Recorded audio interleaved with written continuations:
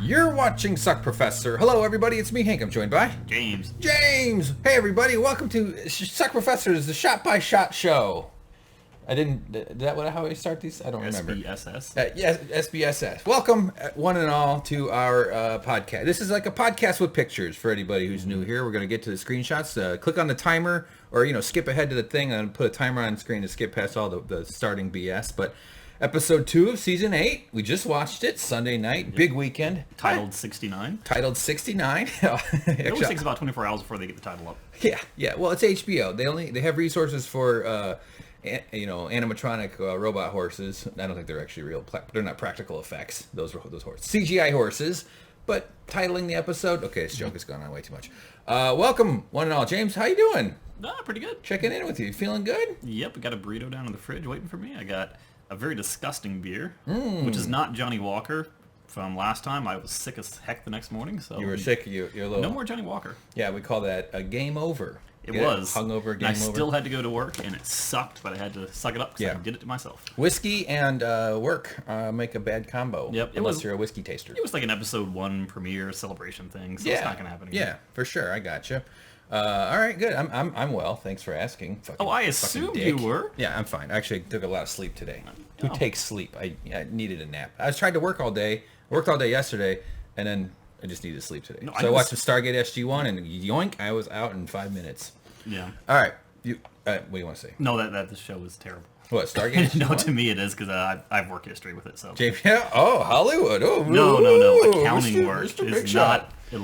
James is an accountant to the stars. Right. James is MacGyver's accountant. All right. Technically, he is. In some ways, I've done a lot of work for that guy. Okay. Well, not for him, but against whatever. Yes. I can't say too much. You know how much he spends at Blockbuster Video. I've lost All right, a lot enough of with the old references. Last week, just some corrections. We were wrong about the boy at the beginning running through the thing. That was not the Umber boy. It wasn't Umber? People corrected us in the comments. Oh, I didn't realize that. I rewatched this about once and a half. I like rewatching without the subtitles. The subtitles are so fucking distracting. Why would they have two little might as well be prominent reading the Herman Melville books.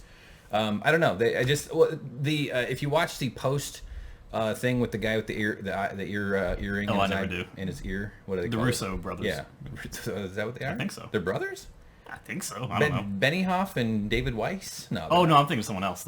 Anyway, they're saying that like they were just doing it basically. That's like how the very first episode starts, but with Arya running through, being the little girl running into see the progression or the procession entering the city. The parallels between season 1, episode 1, and that season that we got. Yeah. But it wasn't Ned Umbers. But you can't trust what they say because there was a time where they say only Targaryens can ride dragons. Then the Night King is riding a dragon. The Night King sure as heck isn't a Targaryen, even though his sigil looks a little bit like Targaryen. Yeah, but he's not. The Night King has a lot of confidence.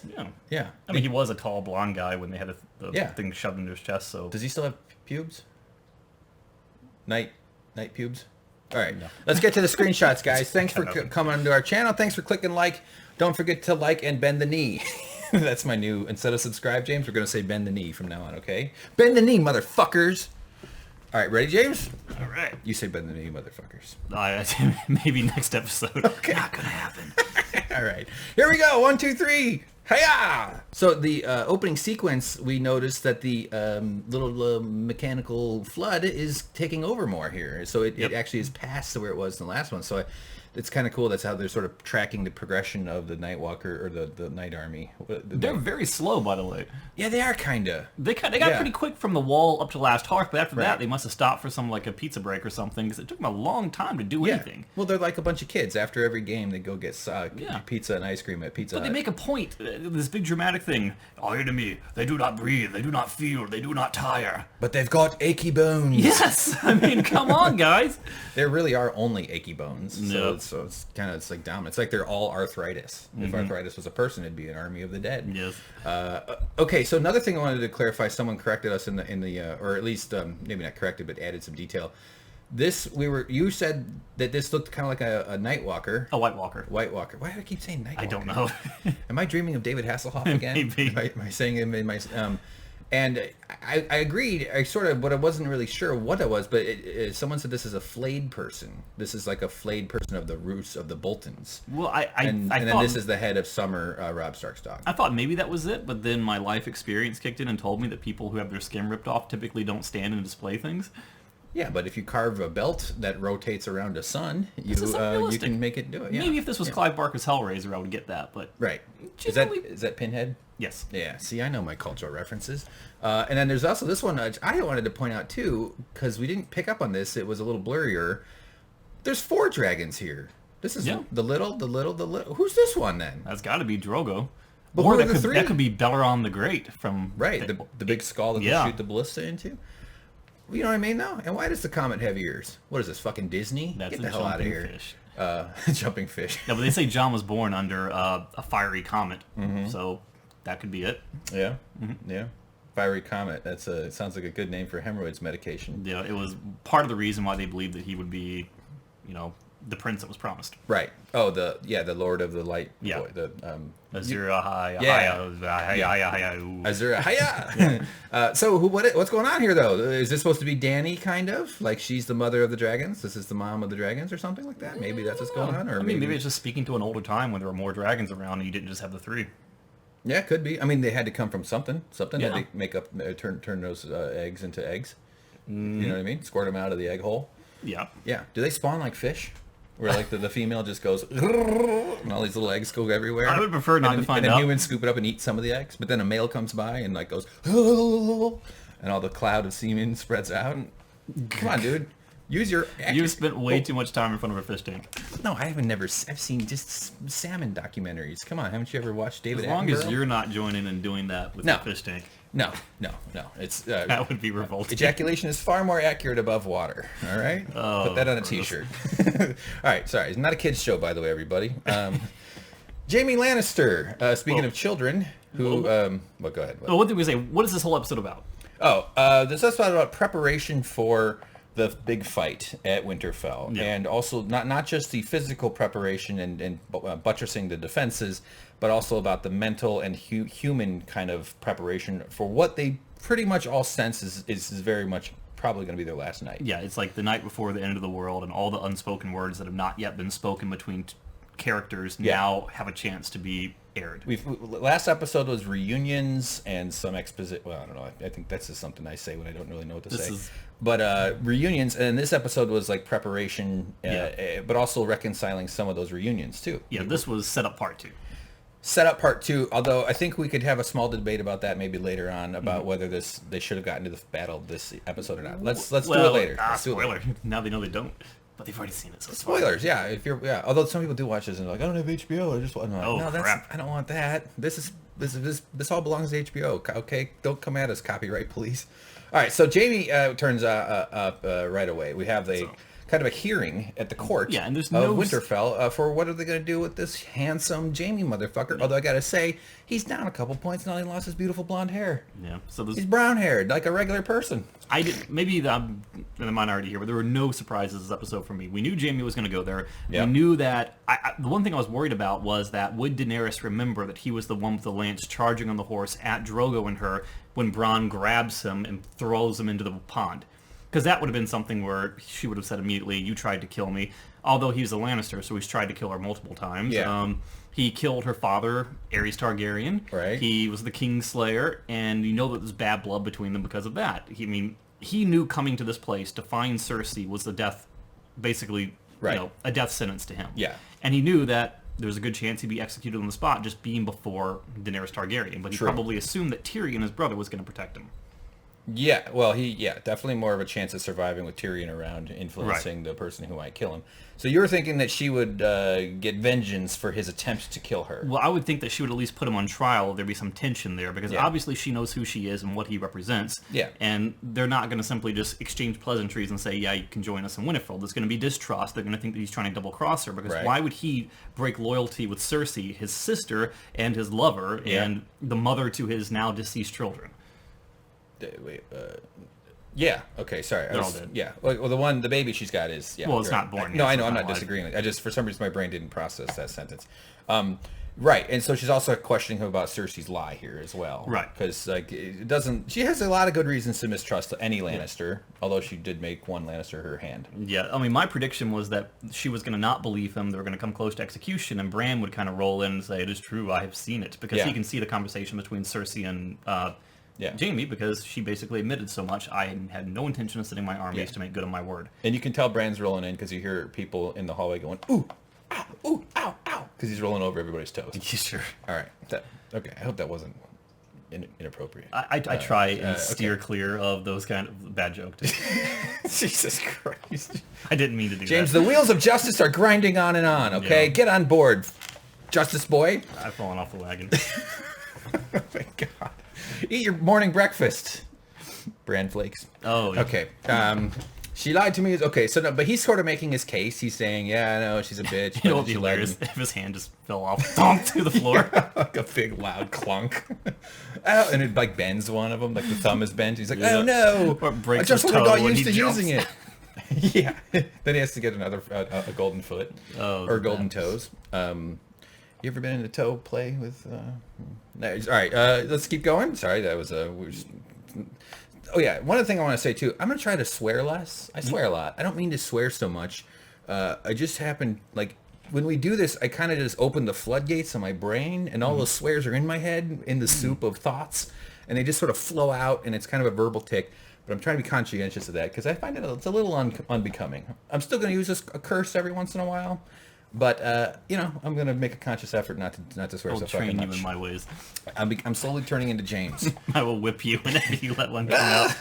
Suddenly I'm going to become polite.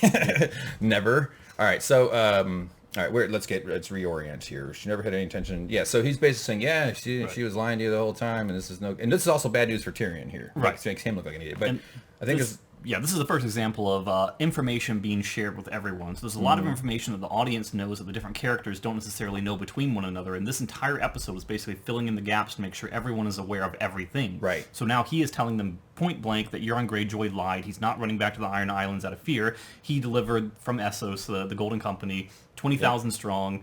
He didn't mention there were no elephants, though. I kind of want to know that. That's true. And that she has no intention of actually helping in the fight against the dead. Right. And that... Yeah, with the Golden Company, once this fight is over, if the North wins, she'll easily mop them up with her fresh, tough guys. So they need at least one dragon alive before this is over, so they can go in and kind of sweep. But they have the ballistas, so they need some dragon armor. Ooh, dragon armor! Yeah. Great idea. Maybe Harry Potter will like fuck up a spell and like he'll warp him into the fireplace and emerge as one of their new champions. So Jaime is a man of principles now, right? Yeah. What is promise is he referring to here in this shot? He said that I promised... Other than correcting his lower teeth? Come on, dude, you're rich. Fix those things. Well, he said that I made a vow, along with Cersei, to come here and fight with the living against the dead. Yeah. Cersei may have broken that promise, but I intend to keep that promise. Right. That's right. Why would he do that if he weren't telling the truth? Daenerys immediately distrusts him. Tyrion leaps to his defense because he has personally witnessed her killing people who defy her. Right. And he knows that she has more reason to kill Jaime Lannister than she does for most. And he's probably thinking back to the time where she basically torched the Tarleys. Yeah, right, exactly. Everything. So yeah, so this is sort of just saying, yeah, I know I tried to kill you. I know I tried to do a bunch of bad stuff, but I did it for my family. I did it for my house, just like you. Essentially, is what he's saying. Like we're all fighting for our loyalty. I guess their loyalty changes, but maybe they're loyal to, some of them are loyal to principles, and that's what makes them switch allegiances. Right. Maybe. And he took a gamble here by saying, "Oh, I'm so sorry about all that kind of stuff." He owned up to what he did. He said he'd do it again, like you said, because they're at war. It's what you do when you're at war, and he would do it again if given the chance to protect his family and protect his house. Yeah. Had he gone the other route and said that he is shameful for what he had done, she probably wouldn't have believed him. He probably wouldn't have shown as much integrity, and maybe it would have gone differently.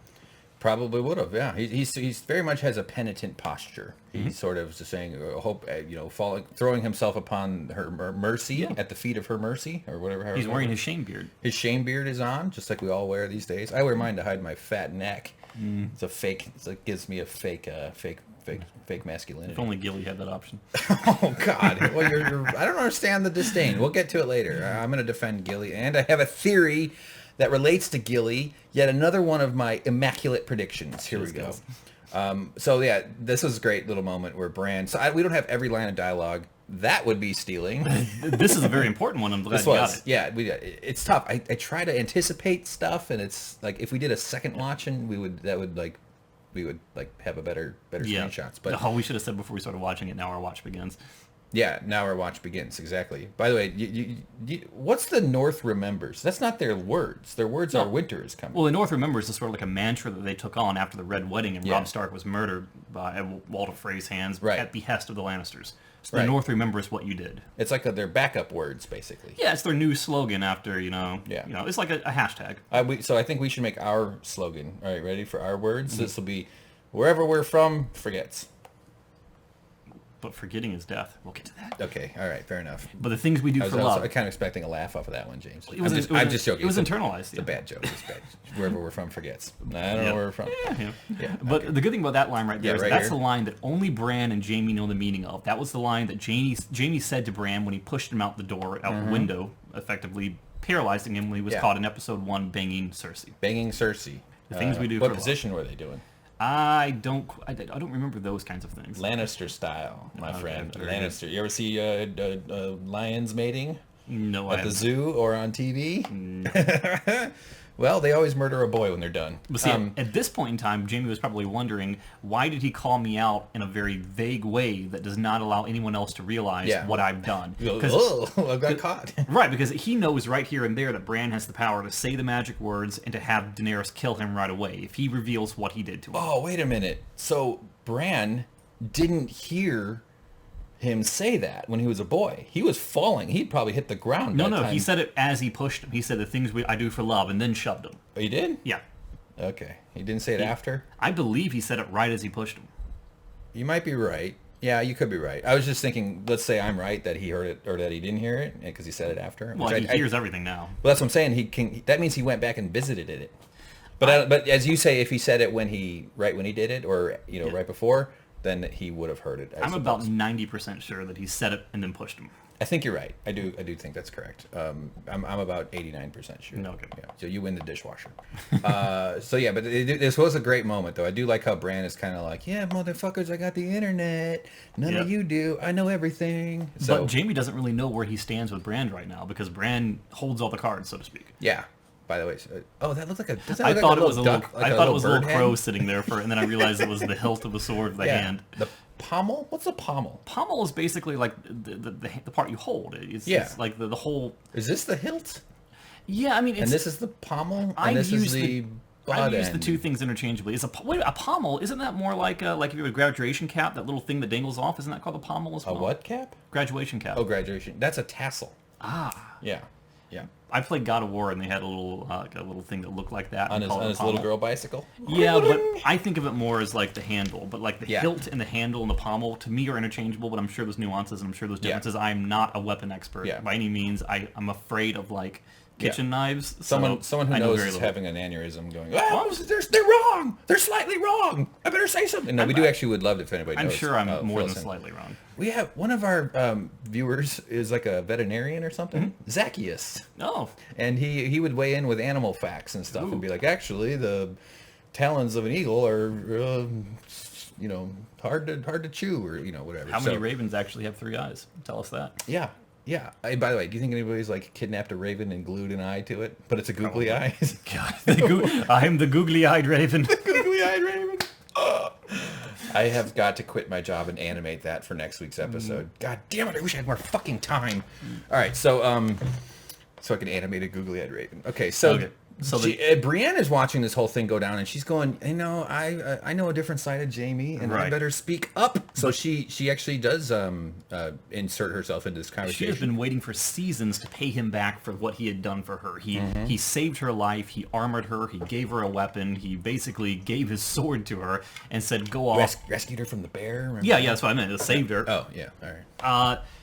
And finally, after season after season after season, she finally has a chance to stand up and do something for him, and this is great. I mean, hugely predictable, not a shock, not a surprise whatsoever, but it's something that's a long time coming. Would be weird if they're like, okay, well, we're gonna kill you, Jaime, and then like Bran comes up and like does a bad job cutting his head off, takes him like 20 minutes. Why would Bran do it? Well, he has the right to. Though well, okay. there was a thing that hang a lantern on that one. We're gonna come back to that lantern. That's a phrase. The head of Winterfell is the one who swings the sword, so it would be Ned Stark in season 1. It'd be Sansa Stark now, right? Not Bran. Isn't no John? Why wouldn't it be John? You said Bran. Oh, I did. I know I did, but like Sansa. It'd be fun to watch her chop someone's head off. Well, if John were there, John is Warden of the North, so he would do it. Yeah. But I think he's out like peeing in the snow or something. He who orders the fries dips the ketchup, as they say. So there, yeah. So she goes and he did all this stuff for me, and he lost his he sacrificed, and this is a big thing, and then when he saved Sansa here, it's because I swore an oath to Catelyn, and this is like she's very honorable. Nobody doubts her honor. She's sticking her neck out though. Yeah, totally. And the very fact that easy Sansa's, to do when you're 6'3". Yeah. Yeah. You know the bad part though is that when her rage runs out and she turns back into Tilda Swinton, she has very little. She's the Hulk version of Tilda Swinton. But weirdly, the clothes always fit for some reason. Yeah, it's like, oh, we don't want to see those genitals. That's the whole reason. She's got to stay intense, or else she loses that form. Yeah. By the way, shouldn't the Hulk just whip it out and use that as a battering ram? I mean, they did make that joke in Ragnarok. They did. Yeah, where he drops his towel and Thor looks at his Hulk wing. Micro penis. They didn't say it. Like a tiny green mushroom. Yep. That's the angle I would have taken, and that's why you can tell Stan Lee is not creative. Too soon. Is he dead? Yes. Oh, really? Yes. Oh, man. Jesus. Well, he keeps showing up in every movie. I watched Deadpool the other two. It's too self-aware by about 10%. It's just too much. I would take a lot of... It's very, very well done movie, though. I'm digging it. Way better than Shazam. James and I went and saw Shazam. Here's a quick Shazam review. Fuck off, Shazam. I'd say classic. It's just it was very ordinary storytelling. That's what I found boring about it. Perfect kids movie, 8 out of 10 for kids. Not if you. Yeah, well, I'm a grown man. Okay, that's why I have strong emotions about. You got to know what it is before you go in. I know. How do you think I felt when I went to that porno Lego Batman? It sucked. Took me forever to get off. All right, so Jamie's like, oh, look at her. She's looking at. He's like, man, she's really, stepping up for me here. But Sansa says, yeah, let's let him. He's okay. We'll do it. And then the Queen. Whatever her name is, she's like, what do you think, Warden of the North? It was kind of funny that she called him Warden of the North. It's almost like reinforcing that I'm the boss. I felt like she looked over at Sansa. You know, there's bad blood between the two of them because Sansa said that she would never bend the knee to a king in King's Landing or a queen. Right. The North is the North. The North shall rule of itself, and when this war is over, the North will be independent. Just like Canada. Right, so that's why she refuses to respect Daenerys. But Daenerys, in looking at her say we should let him stay, feels as though her authority was usurped. So now, just like you said, she's going to Jon to say, will you question her? Oh, I see what you're saying. I didn't read it exactly like that. I just read it as her being kind of... to the degree that this is a democracy, she sort of allowed the entire council to weigh in because they're all three sitting at the table. That's sort of how I read it. I mean, it's a dictatorship here. It's a monarchy or whatever you call it. But I didn't read it as her doing that in order to rebuff Sansa. But I do understand what you're saying.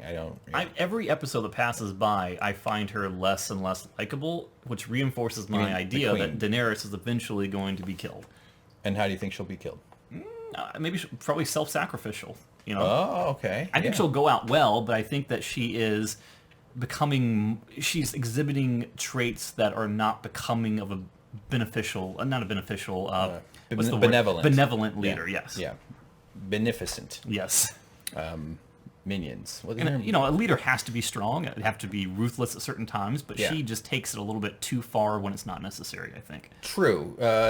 She has conflicting gravities pulling on her in different directions, because there's that old Targaryen madness blood that'll make you turn into a psycho, but she also wants to be a just ruler, which is why she's persuadable. She seems to look for people that can challenge her.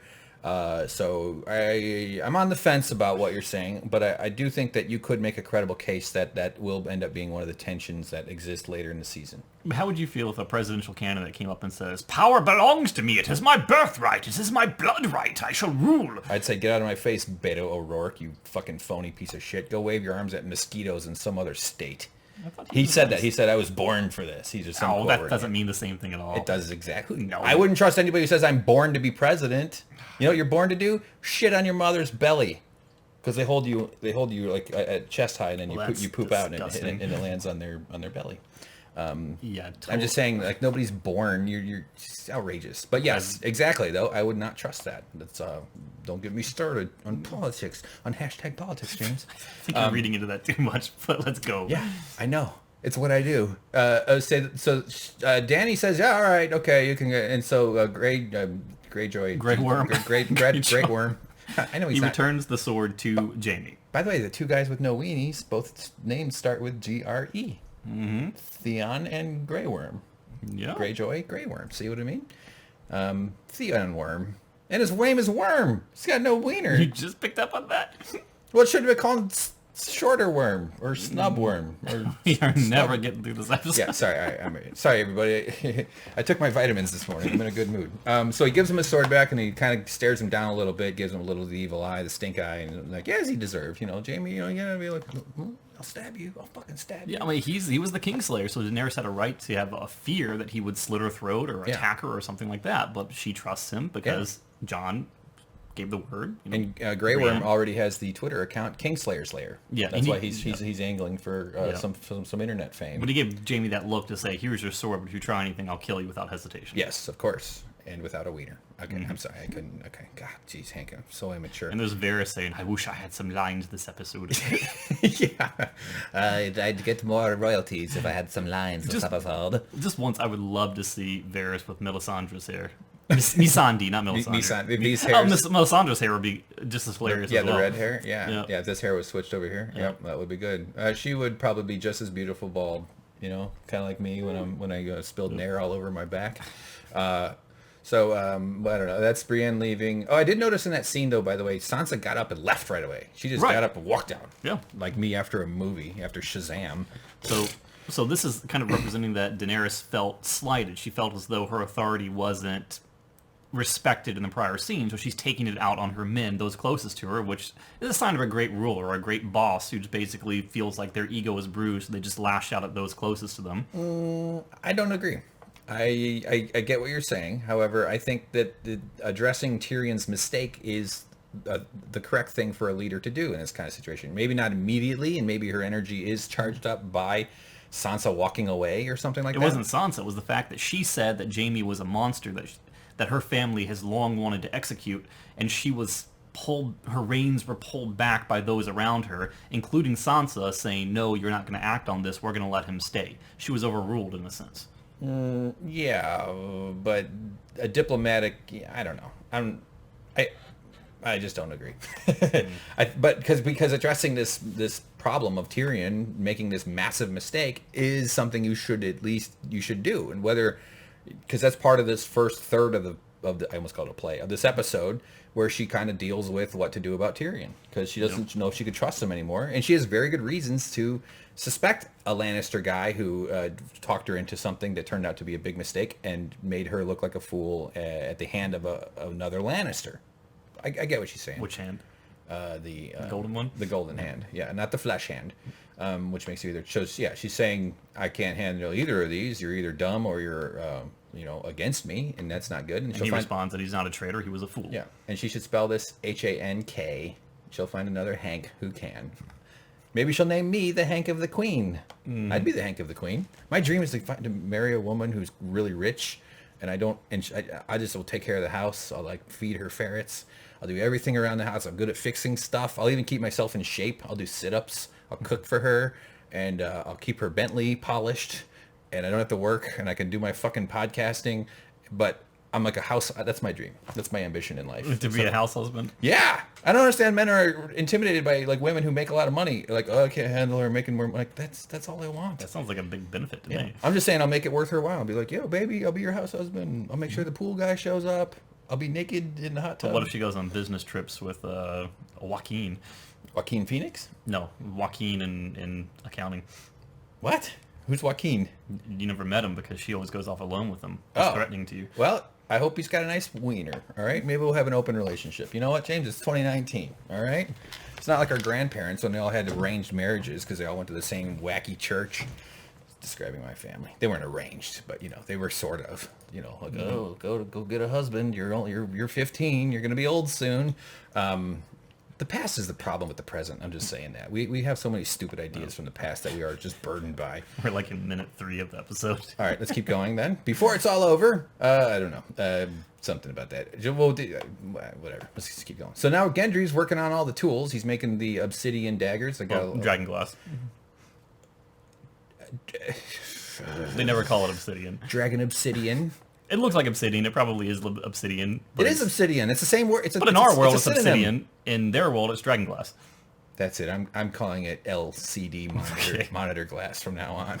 Black Mirror, right? It's shiny. Yeah, it's glass. It's shiny.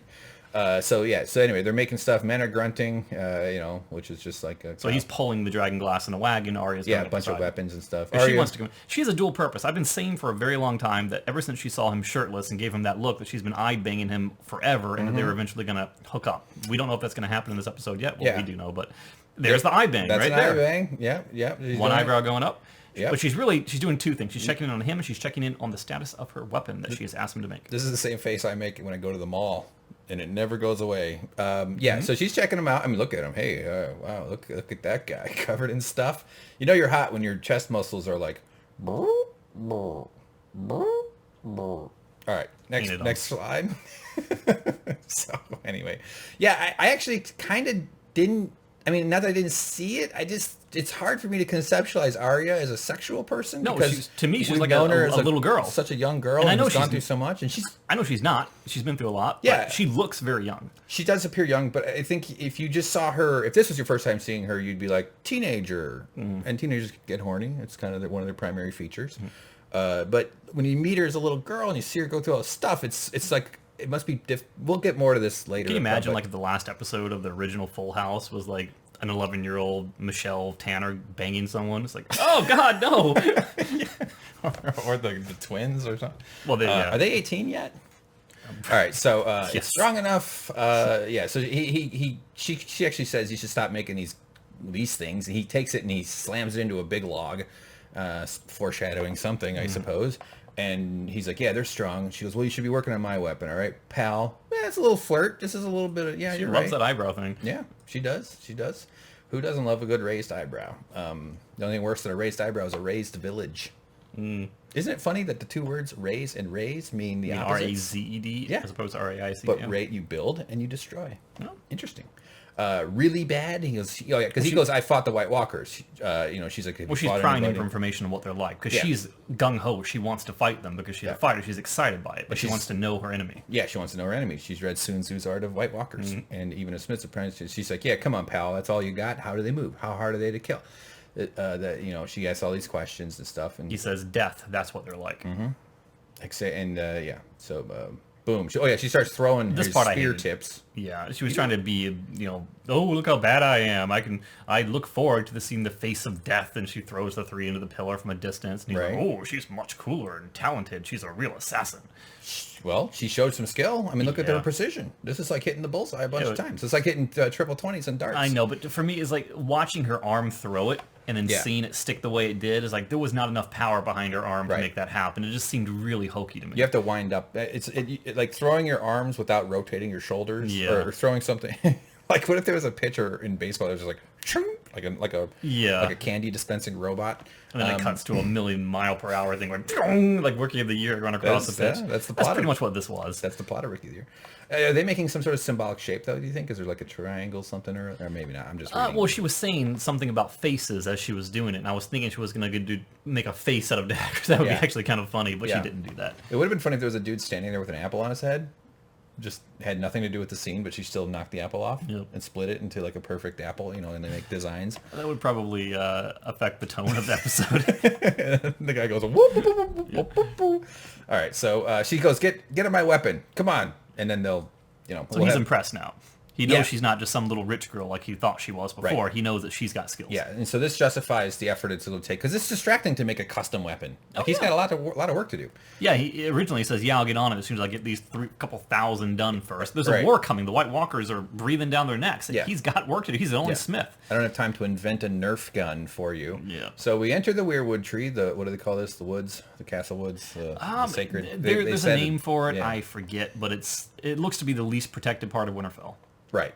But it's only the place where the king gets to go meditate. Yeah. Like, you know, and it's a lot bigger than I thought. Like, you can't really see the walls around it right Right. there. When you see the overhead shot at the beginning, it's just as big as the city itself. Well, I think it's but even if it's half as big as a city, it's still half as big as a city. It's gigantic. So the wood, it'll come to us. All right. All right, so we find Bran hanging out by the tree, and this is Jaime Lannister turning up to check him out. This is yet another one of those instances where information needs to be shared. We need to find out where the two of them stand. Jaime needs information on why Bran didn't oust him at the hearing. Yep. And Jaime needs to reconcile his feelings by telling him he's a different man now and he's sorry for what he did. So Bran's never told anyone. That's shocking. That's amazing. And, Jaime's, looking... I'm sure at a certain point he would have, but he was kind of taken away. Yeah. Didn't he forget at some point, though? Like when he hit his head or something? Maybe he didn't remember, or... Well, he was out for a while, and then he woke up, but, maybe... Yeah, he never did say it, even as a boy. You'd think that'd be like the first thing you say when you wake up. Like, it was him, it was the guy. But... Anyway, Bran gives him the emo stare. He's like, hey, he goes, I'm sorry about what I did. He goes, you weren't sorry about that. Well, that's how being sorry works. You don't feel sorry at the time, but then you grow and you learn and then you become sorry. True, but generally, like, if I were to kill someone, like I killed a rabbit with my car once, I was pretty sorry right away. Well, I mean, I was if like, you're a good man, person, I should not be driving through this field. No, but this pet store jumped right in front of me. You know what happened? I hit it and it jumped out, man. I couldn't have avoided it. But I looked in my rearview mirror and it was sunny that day. And these little tufts of rabbit fur were floating in the mist, and the thing was skittering back and forth because it hadn't died. So I backed up and I tried to run it over again. Oh, good lord! I'm not kidding. I was like, I gotta kill it. Yeah. It's immoral to drive away. I'd rather just run it over again or like boot it like a football. But I didn't do that. You still okay? So I don't know, something here.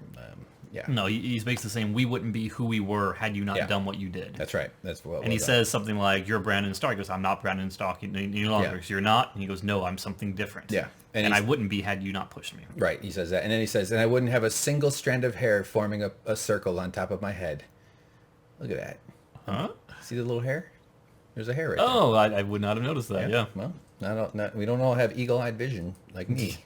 I'm okay. So that's exactly what he's saying. I'm something else now. I'm something more. I have the internet, and I know everything. So, yeah. I have that new phone.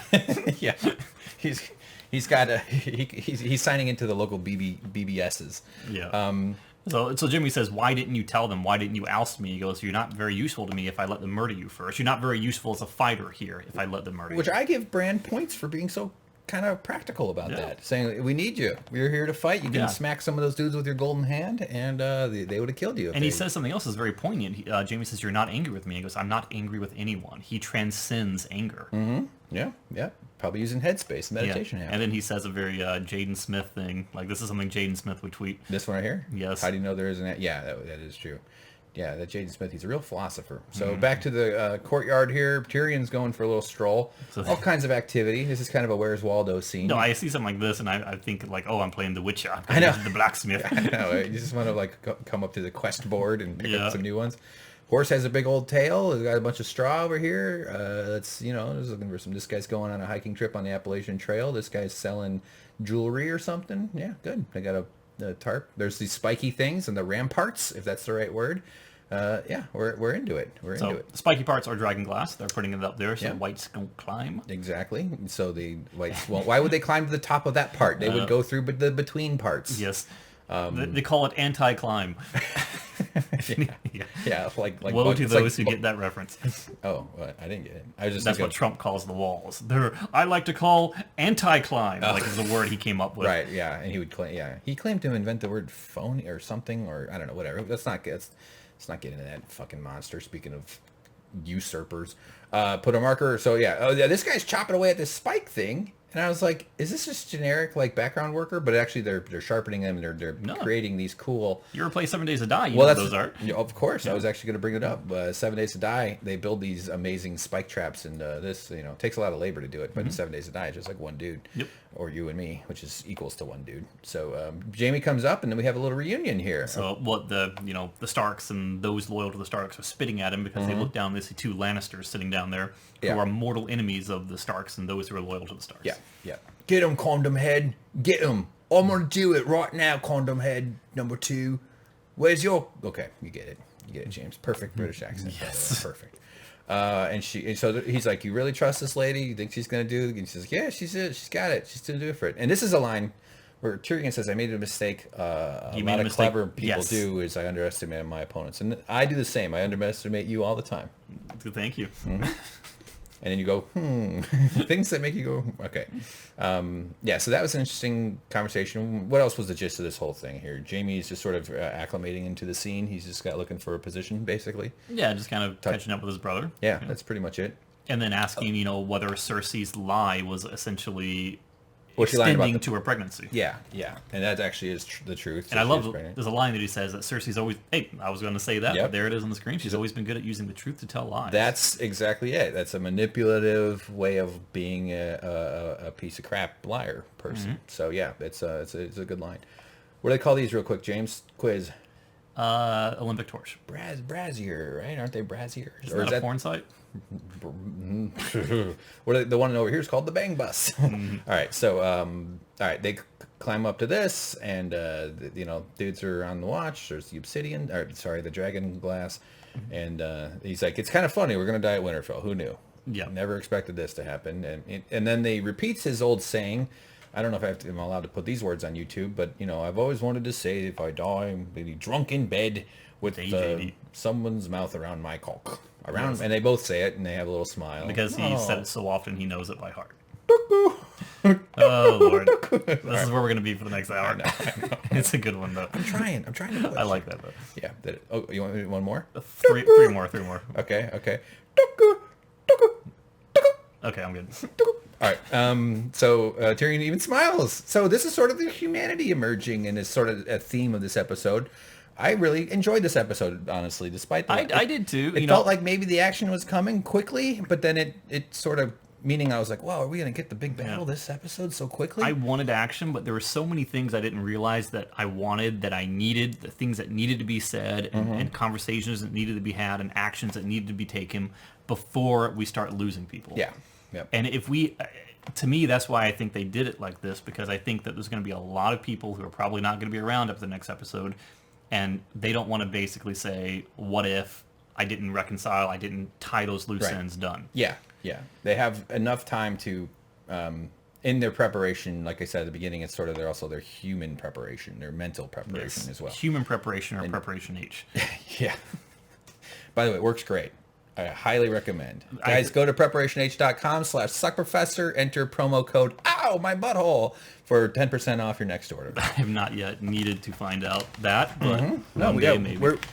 We're the reason they're a profitable company. So Brienne's down in the thing training. But Jaime looks down, and it cuts to Brienne, as though he's looking at her specifically because he's perhaps has feelings for her, or he, obviously he respects her. Yeah. But it seems like he has something he needs to tell her, or something he needs to do that involves her. Yeah, I'd say he has a fondness for her. They seem to have. She saved his life just now. Yeah, of course.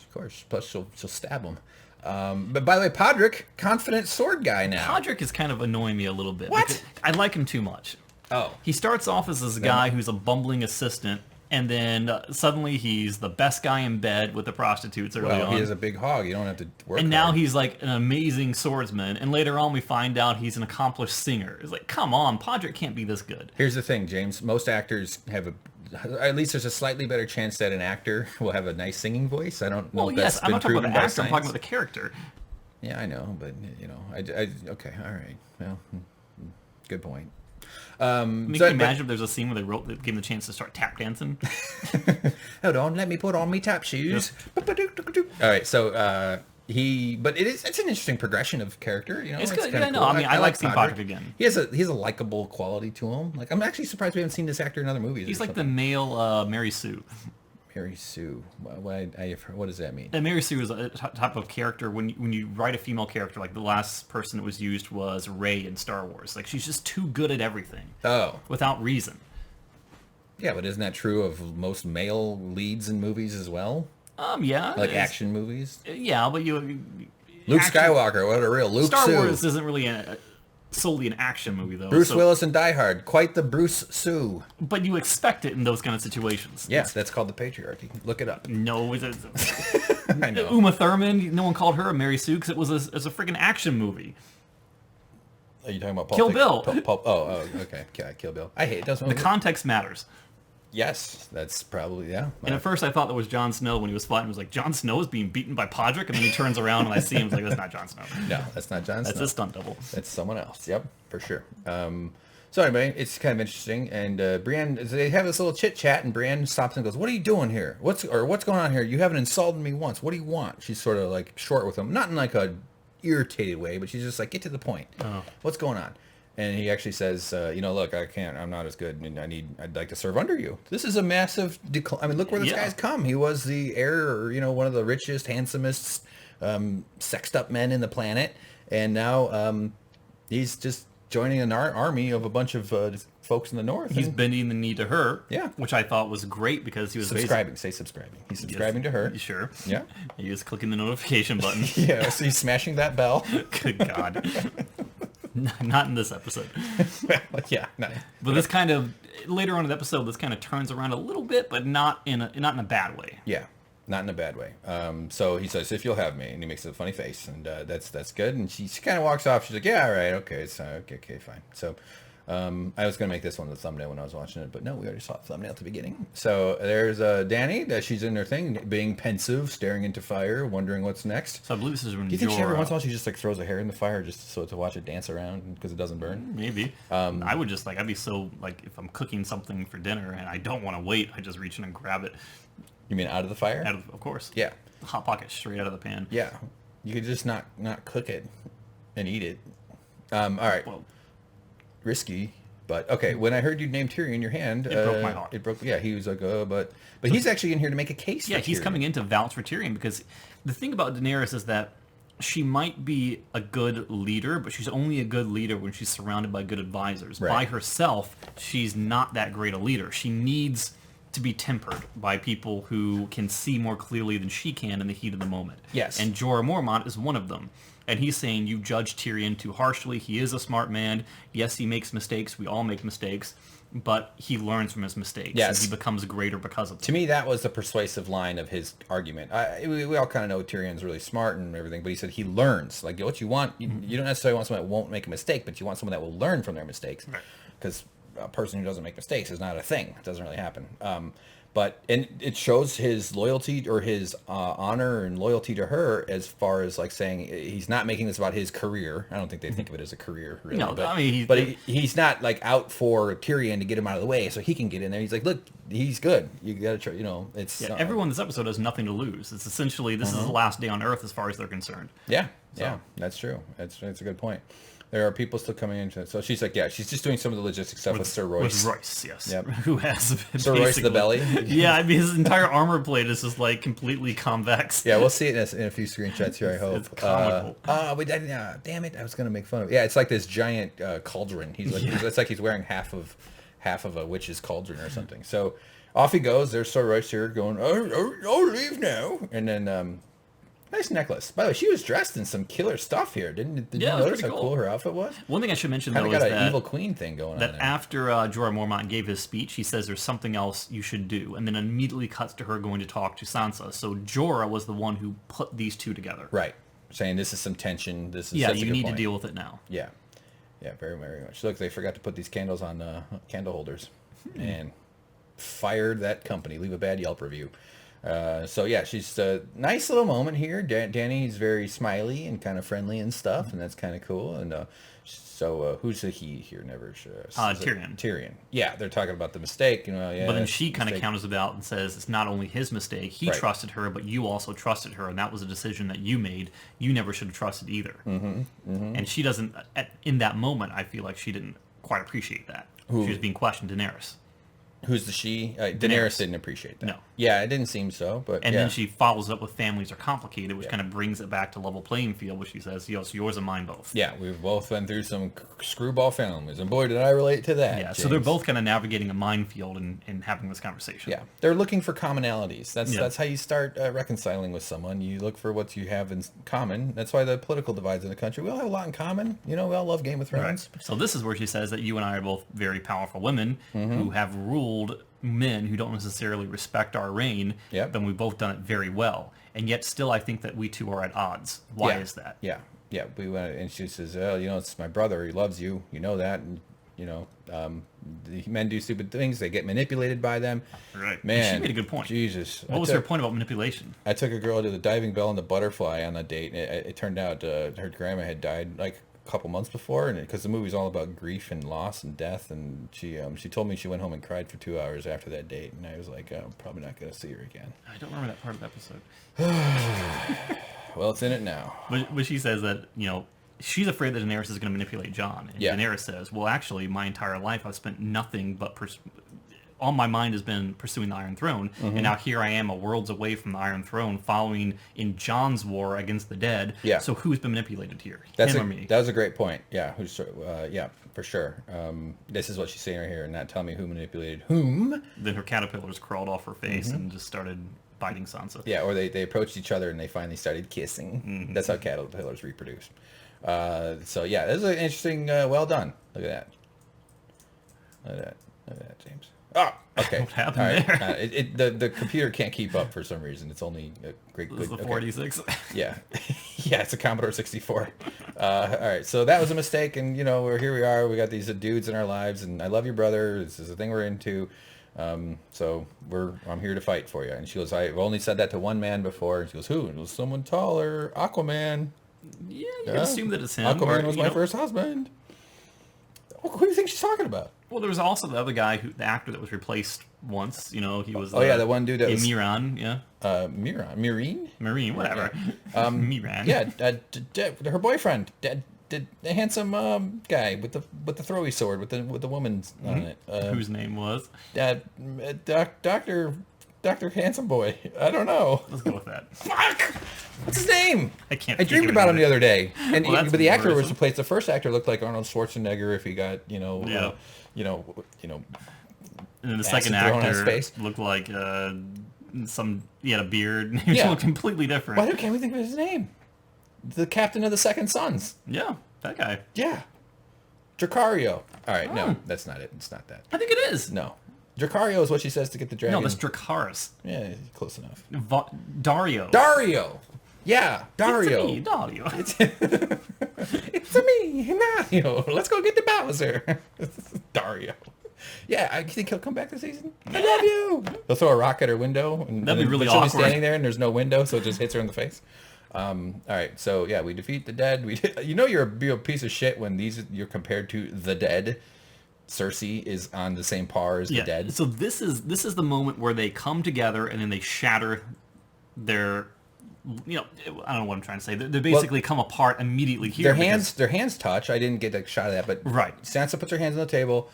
Dany leans in and puts her hands on her hands. That's they found common ground. Yeah, they're touching hands. hands. They break it immediately when they say, well, afterwards, the North will bend the knee to no one. Yeah. Afterwards, you sit on the Iron Throne, and what of the North? Yeah. What about the North? Are you going to leave us alone? Are you going to let us be sovereign? Daenerys takes her hand off her hand as if to say, no, I'm the ruler of the 7 kingdoms, not the 6 kingdoms. Right, basically, yeah. And it also shows that Sansa is like a strong, or at least she's standing up for what she believes is right, and she's going to defend herself.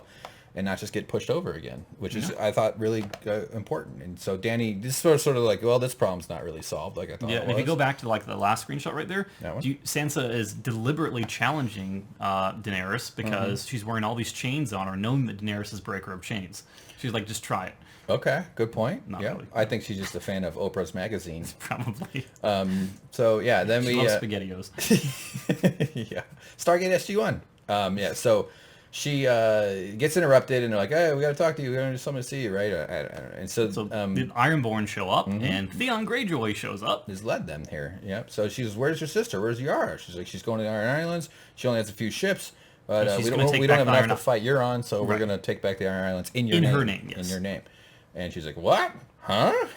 What you say?" And so then Sansa comes running, or she doesn't just start charging. She stands, she tears up a little bit.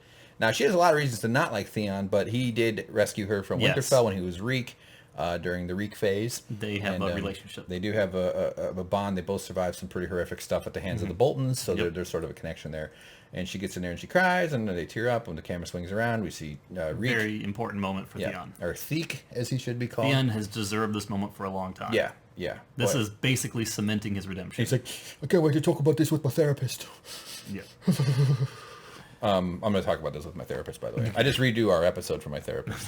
So I go, You're poor you're therapist. therapizing Chuck Professor. All right, so little boys, and girls, urchins, street kids. No, I don't know, just the children. It's Oliver Twist. Hello, sir. Have some more, please. Yeah. I'd like a bit of cloth for dinner, please. Do you have another brick for me pillow? So I chewed up me other one. So anyway, they gotta feed all these people. By the way, they never show farms around these castles. No, and we Or never see wood the farms. dragons or hear them. You'd think that if they were in the vicinity, we'd hear them roaring in the distance or flapping overhead, but True. you just don't see them. Yeah, well, they're like fire trucks. You can hear them pretty far, but they can go far away. You can't hear Yes, you can turn fire physics. trucks off. them. Well, fire trucks spray water just like dragons. Yeah. Okay, actually, fire truck is the literal opposite of a dragon. Yes. Dragon spray fire truck spray water. So this thing kind of shows that everyone's doing their part. Davos, the Onion Knight, is serving onion soup to everyone. Yep. And he's like, but I'm not a knight. I'm not a fighter. He goes, now. Yeah, you will be now. Now go ahead and take a bread and take a thing and go and be a fighter. They'll equip you over at the forge. At the farge. I was hoping there was just like a one onion per scoop, like just an actual onion. Might want to go into the woods back there and level up a bit. Yeah. Do some grinding. Buy some potions. Yeah, fight ants. Don't fight advanced ants. You cannot beat them yet. Yes. And then Gilly shows up. Gilly of the two chins. Oh man, I don't know.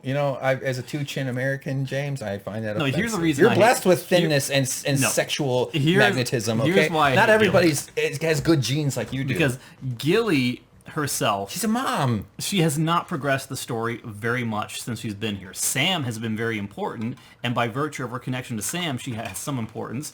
But every single time in every season, I was waiting for something amazing to happen. I was waiting to see Lady Stoneheart come back. Or I was waiting for something that never happened or did eventually happen come. It was always delayed every time Gilly showed her face on the screen. It was like, God darn it, we're not going to get to the good stuff because there's freaking Gilly again. You blame Gilly for Lady Stoneheart not turning up? I do. She took up all the screen time that Lady Stoneheart could have Why had. don't you blame David Benioff, the dudes who created this thing? Lady Stoneheart deserves to be. I think she might even come back this season. I think she's going to come roaring. I'm actually in. kind of glad that she didn't because it would have ruined the memory of Catelyn Stark. Why? It just it works in the books. It doesn't. I don't think it works in this context. She's a vengeance scepter. We all want to see a vengeance scepter. Can you imagine her come charging in the next episode across the battlefield, like her neck flapping open? But where's Walder Frey? Yeah. And, we got him. Where's the rest of them? We killed them too. And she's like, oh, in that case, she's digging a hole and crawling into it. Don't mind me. She dives into a stream and just burrows deep into it. I think in the books she does she's introduced Lady Stoneheart introduced at a stream. That's why. What was your Gilly theory? Okay, so first of all, your disdain for Gilly, I find charming and quizzical, but her baby. Okay, here's my Gilly thinking. The baby, they've been taking Craster's boys, so she's a victim of a rapist dad. Yeah. And Craster's the father of the baby here too. Mm-hmm. Right? So he impregnated his daughter. That's incest. It's horrible. Not her fault. I'm not blaming her or the baby, but that guy's a real piece of shit. But he had no boys because he was giving the boys to the White Walkers. And there's that one scene where they show the White Walker picking up the baby. I think it's after that is when Sam kills the guy. Or they take the baby to that like altar and that sort of thing. Yeah, and they put like the long fingernail on it and his eyes turn blue. Yeah, Superman's castle. Or palace. Fortress of Solitude. Fortress of Solitude. Yeah, it sounds like my life. And so I'm thinking, and I don't know where this leads, but that those White Walkers have Craster's DNA. Yeah. Because a lot of them started as Craster kids. Mm-hmm. So this Gilly and the baby, who they call Little Sam, and they call his wiener Micro Sam. I'm sorry, I couldn't. They they'll have to use their powers, or somehow there's some sort of DNA. I don't think they know what DNA is, but there's some sort of connection potential there to be mined for some effects. That's all I'm saying. I really don't know how that would play out, but maybe they'll be like, we need Crasters, we need Nightwalker blood. Where are we going to get Nightwalker blood? We're going to put leeches on the baby. Do you think they're going to come charging into the crypts and everyone's going to be dead or at peril of dying, and all of a sudden they're going to see the little baby and go, brother? Maybe. Probably not. Not like it's going to be, they won't hurt him because they recognize themselves in him. Mm-hmm. But I'm just saying, Gilly shares blood with some of those White Walkers. Well, yeah, White Walker guys. In the books, and I've only know this based on what I've heard other people say, I haven't read them myself, but apparently the Night's King was a Stark who apparently wed a woman from the woods of pure skin and bright blue eyes and Nicole Kidman. Well, apparently it was supposed to be a White Walker. I think in the books, White Walkers are depicted Nicole differently. Kidman. Yeah. Could be. Yeah, she's a Botox walker. She's pretty pale. But he basically wed her, and then the Night's King and this woman would apparently have children and give them to the White Walkers. So that was sort of like the crashed relationship in the show to the book. Oh, okay. I read the books, but I forgot all of it. Yeah. I don't know. I don't have any idea. Voldemort or something. So anyway, this little girl shows up and hello. She's got a little girl voice. Hello, it's me, little girl. But clearly he sees her, and he's got to see Shireen in her Yeah. with the grayscale because her face is burned. That's not a mistake. No, for sure. Of course not. Yeah. So it's this poor girl. She's got the facial scar thing, and it obviously tugs in. Okay. Yeah. When the time comes, it'd feel. Oh yeah. So the little girl's sort of pleading like, "I want to fight. I'm here to fight. I'm going to be a fighter. I want to. My brother and my dad are dead or something." She says. It's heartbreaking, especially that little girl voice. And he goes, "Just go to the woods and sing. You'll freak them all out. Little girls singing in the woods, scarier than shit." It really is. Happy birthday to you. Or just get a jump rope and do it in slow motion. Yeah. Just do some. 1, 2, Freddy's coming for you. Do some slow motion jumping, okay? That'll be we'll defeat them right away. They'll run back to Minnesota, where the White Walkers are from. So anyway, Gilly steps in. She's a sweet. I find Gilly very charming. I like her. I like her disposition and her attitude. And she's like, "Oh, I need you to protect me." She lets her be a protector, but gets her to come down to the crypt because look, 5-year-old girl doesn't belong in a battle against the dead. Yeah. Sorry if that's sexist. No, I'm not one of those guys. Okay, so neither does a 5-year-old boy. So she's like, all right, I'll defend the crypt. And that's what she does. I shall be the crypt keeper. Well, I know. Like, I hope they go down there and the crypt keeper's in there, like, working on his podcast. Hello, everybody. He's going to spring up like, like a rake that gets stepped on. Yeah, he just sits straight up. Like bad animatronics from the 80s. Yeah. Just like, hey, hello. Did you bring me some porridge? What if there is a room down there where the crypt keeper's just like, wait until I'm done taping my show. I missed the Crypt Keeper. I love that I like thinking of the Crypt Keeper as just like this like goofy dude that just has an internet show and he's just trying to be, which describes about half the people in LA, including me. I force you into it, by the way. This is all involuntary labor by James, but it tugs at his heart. He had such a connection to Shireen. It was such a sad thing. This reinforces my belief that we're going to see Flame Shireen's coming in. I mean, this was. I would have never guessed they would do something this on the nose to Shireen. Mm-hmm. So I think that your prediction, even if that never happens, I still give you bonus points for this scene alone. Okay. So it went from like a 5% to a 7%. Pretty much, maybe, yeah. Like a slight tick up. Yeah. And, all right, yeah. I still think, I'm hoping it happens because I want to be right, but I don't think it'll happen. Ryder's coming in. Ryder's on those. Okay. Jesus Christ, my brain is. I was thinking the same thing. I know. Jim Morrison. All right. Great song. I love thunder in music. Yeah. More songs need thunder. Oh yeah. So good little moment. John is running up to hug his brother and his crow brother. Dolorous Ed. Yeah. Yep. He's And the Lord Commander of the Night comes crashing in. Boom! I actually did get it right there. That's funny. So yeah, the big red blur comes charging in. This is one of those dudes that has like solid arms. Just like hugs you and you're like, geez, what is this, a fire hydrant? Get off me. And then even Sam's like, oh boy, that was so they have a nice little hug. All these fellas have been, and John's like, how'd you guys find each other? He goes, yeah, we met up at the last hearth. He goes, anybody dead got there first. No one's there. And this is a cool way of describing how they're dead. They're fighting for the Night. But he says, and the Umbers, they're fighting for the Night Kingdom. Yeah. And then that's a thumbness right there. Yeah, it's great. He is infatuated with Brienne of Tarth. Someone said something about like it being our last night, or something. That or comes maybe, up a little or bit this later. is coming up, or there's the whole rest of the episode's about that. But the big woman's still here. He doesn't even know her name. I've got to meet the big woman. I've got to get her. I like that he's like, this is a rapey world. At least he's like... Well, he's not forcing himself. No, he's not at all, and that's great. He is not basically courting her in his own way. It'd be a whole different feeling about this guy if that's where his intentions whatsoever. Yeah. So but like, I just like that he's trying to win her over, but he's just got this infatuation. And Yeah. like we all, I relate to that sort of crush. Yeah, it's like, he'd be there like she is. Oh my God. a Louis C.K. with more hair. Yeah, he's not as bad as Louis C.K. So He would be unsated. Yeah. By the way, nice job on the beard trimming. Sometimes it's tough that, ladies, let me explain something to you about mustaches. The hairs curl in a little, and they tickle your lips, and your lips are very sensitive. Do the top ones keep growing so they cover your mouth? Oh, absolutely. They'll Really? go right over your lower lip. What's wrong with humans? Why are they designed this way? And they often curl inwards, so it's like I've never let my face get like that, so I don't know. You've never been a beard guy? Never, no. Yeah, I grew up. I invented beards, by the way. I started the trend in 2002. I was too lazy to shave it, and I've had a beard ever since. But they'll touch your lip, and they'll be really annoying. I mean, if they grow long enough, they completely go over your lip. But your lips is a sensitive region. A lot of nerve endings. That's really so the dumb. things we go through. I can't believe women tolerate beards. I can't believe they put up with these things. They kiss our faces with these disgusting, gross, scruffy face beards. It's horrible. I would shave a circle around my mouth. All right. Anyway, is the big woman here? I love it. It's so funny. So I don't know. It's something about someone. No, we have dragon glass and Valyrian steel. You know. Yeah, they've got quite a lot of weapons. A lot of indistinct shouting and chattering here. Testing the weapons.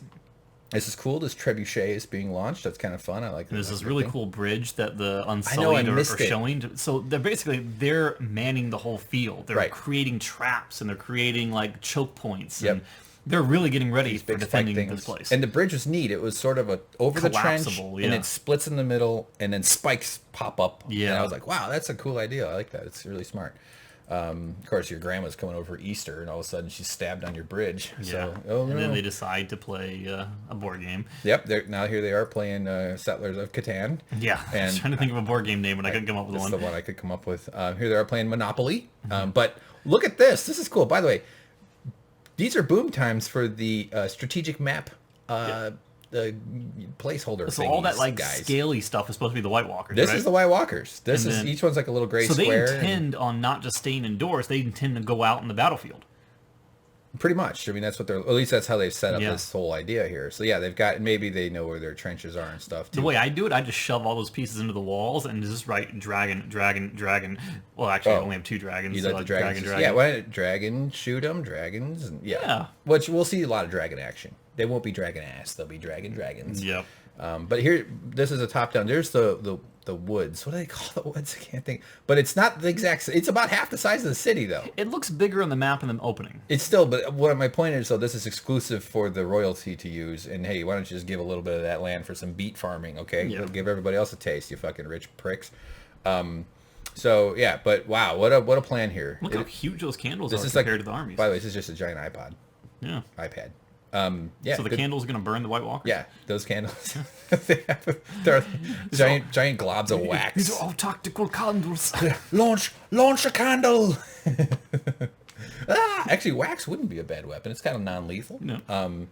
Unless you swallow it and die. So yeah, they're a little planning here, and they're basically saying what John sort of knows the king, the Night King. At least Yeah, he has he says- more info than anybody else. Yeah, he says we cannot win fighting them straight on. The Right. only way we can do it is to basically take out the head of the snake, which is the Yeah. Night King. Yeah, Bran knows more than anybody, but John has fought him twice, and so he does have some, This is where Bran drops some information that he probably should have disclosed earlier. Yeah. Because I'm the three-eyed raven. He's going to come for me. He knows exactly where I am. See, he mocked my arm. It's Yeah. like, dude! Oh yeah, I have it right here. So, he wants to raise. This was kind of trippy though. This really, made me wish I was doing some weed, thinking about the memory and the world, and like how Bran is the world's memory. He's, that's why he knows everything. This is where we're getting the whole thing where Sam says that memory is the thing that holds us all together. If you take out the memories of the world, that's what death is. Being forgotten is death. Being forgotten is death, and memory is he left his mark on me, and he shows it right there. This is the point in time where I'd charge forward, chop his arm off, and burn it. Oh yeah, you think that would eliminate the threat? I mean, he already knows where he is Because now, it's right there on his arm. Yeah. Yeah. All right. I was going to say something about lipstick. Okay. But this would have been a very important information to know beforehand. And no one's upset at him for that. He goes, oh yes, by the way, I have this little tracking device on my ankle. It tells him exactly where we are. I didn't think it was important, but just so you know. Have you heard of RFID technology? It's Bluetooth or something. I don't know. It's to keep you from stealing guns from Walmart. It is sort of probably maybe they should have told him. But it's not like they can't track down Winterfell. That's still, yes, they are there because they know that's the next logical place to be attacked. They're not trying to hide, so it's kind of okay in that sense. But still, dude, for sure, dude. I'll wait for the gods would. Hey, damn it! Spoiled. So here's the I believe it's called God Swood. God Swood. I'll take God Swood for 400, please. Yeah, that's the Lannister. Where's the incest line. tower? The incest tower. I still think it was one of the towers that didn't have the pagoda on top. So this one or this one. Yeah, the banging tower. Yes, the brothers. The Tower of Bang. Yeah, the bell, smashing the bell tower. So yeah, cool stuff. I don't know. I just kind of like this. Cool poster. I think it'd make a good wall hanging. I'd love to have it over the couch downstairs. Oh yeah. I'd like to have it over my bedroom. I mean, on the ceiling. Yep. Yeah. Yep. Man, I gotta start dating again. Boy. What does a map of Winterfell have to do with dating? Just thinking about embarrassing myself by having a woman see my room. Oh, I get you. I mean, any woman who would find shame in Game of Thrones is Yeah. a woman that does not deserve you. Totally. It's more just the piles of dirty underwear that Wow. I pushed off the chair that you're sitting on. Oh, great. Yeah, that explains all the wiggling. All right, so Theon's in there. They're all doing a thing. So they're gonna put Bran in the Godswood because they want to lure they're hoping that they can lure the boss. Bran volunteers for that, but Yeah. I'm thinking I'm the Night King. I want to kill this kid. I'm flying around on the dragon. Oh, look, he's right out in the open. Yeah, right on the open in a sea of flammable material. Not only that, but sitting in a wooden chair. It's like, come on. Wearing fur. You're basically Tinder at that point. Do we have any fire retardant blankets I could wear? It's probably he needs ice. He needs, And someone says, he's disabled, ice not plastic. retardant. Yeah. Oh, come on. Retardant. Fire retardant. You're allowed to say. You ever see people who do that where someone's in a wheelchair and they walk up and they start talking really loud to them because they're that stupid because they think that someone who's disabled is learning disabled as well? I'm not. No. Oh, it's horrible. Have you seen that happen? I've seen it happen, yeah. It's really terrible. In L.A. or back home? Just in life in general. Growing up in Virginia, I've seen it happen to people. Oh, boy. It sucks. Oh, boy. People are dumb. Yeah, avoid Virginia, everybody. It happens everywhere. I know. People are horrible everywhere. So, but then Theon's like, we'll defend you in the tower. I'm like, is this guy that really... Well, he says, I took Or not- Winterfell from you, now let me defend you. Right, but that's not a case for why he should be the guy to defend their most important person, which is Bran. He's volunteering to give his life to defend someone that he wronged. Why would you not let him do that? Look, they have a lot of resource decisions to make, resource allocation. This is a big challenge. It's a puzzle. That's why they do the big iPad with the pieces. But so they do have to make compromises with the kind of protection they're able to offer everybody. But it feels like Bran isn't someone they would risk. Not that Theon and his guys are all weaklings. I don't know. It's just something about that seemed a little weird to me. I mean, he wronged this kid. His sister is Sansa. He owes, he feels connected to Sansa. Why wouldn't he want to protect Bran? I'm not questioning his intention. I'm questioning his capability. That's what I'm saying. But I agree. He can take a beating. We've seen it. That's true. That's for sure. If they flay me, I'll be fine. He turns into Squeak. All right. So anyway, they're all doing their thing. Oh, there's the big belly. Look at this guy. There's the Royce of Lady the Mormont next to him. If they ever get thirsty or want to go sledding, they just turn that over and head down the hill, like Legolas on his shield. So yeah. Good stuff. What the hell happened here? You went backwards. Ah, shit. Fuck. Hold on. Okay. Yeah, I pressed the wrong button on my keyboard button. So there you go. There's the guys. They're checking it out. So Tyrion's taking exception to the fact that they want to put him down in the crypt. He's like, I can do it again. Let me stand up there. I will work with Jorah Mormont, or I will work with Davos, actually, to light the sigil, to light the bonfire, to let them know they're coming. Right. And Daenerys says, we do not need two people to light the bonfire. There's thousands of them and only one of you. I need you for your mind. You're intelligent. I need you in the crypt. I need you alive. And he's like, okay, I'll be lost without you. Yeah. That's why I expect you to sleep in a coffin, James. Which shows that she listened to Jorah Mormont. True. Yeah, that's very much. So she can also learn. Mm-hmm. But close enough to pursue him when he... So yeah, they want to be close to fight the king when he comes in. But, let's see what happens. Nice tree, huh? Pretty cool. And I think someone even says, like, will Dragonfire work on the Night's King? And Bran says, I don't know. No one's ever tried. Yeah. So which tells me it probably won't. Unlikely. He does have a fire repellent properties. Yes. Like he can walk right through it and it kind of gets out of his way. He's like the Moses of fire. Yeah. But has a dragon ever fully blasted him? We'll find out. I'm starting, based on this episode alone, I'm starting to think that the theory that you mentioned that someone posted in the prior comments in the prior episode is probably valid. The removal of the shard from that guy's I'm chest. buying into that more and more the more I see there. Is like, Yeah. I don't think he's going to go down the same way the other ones are. I think Jon might hit him flat on with Valyrian steel and it might stick in his neck and he might just grin at him as though it does nothing. And then the steel goes...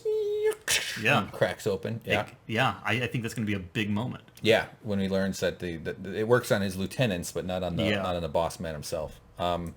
Okay, so she's really thinking about it here, huh? Oh, look, this is what happens when you see a nipple on screen.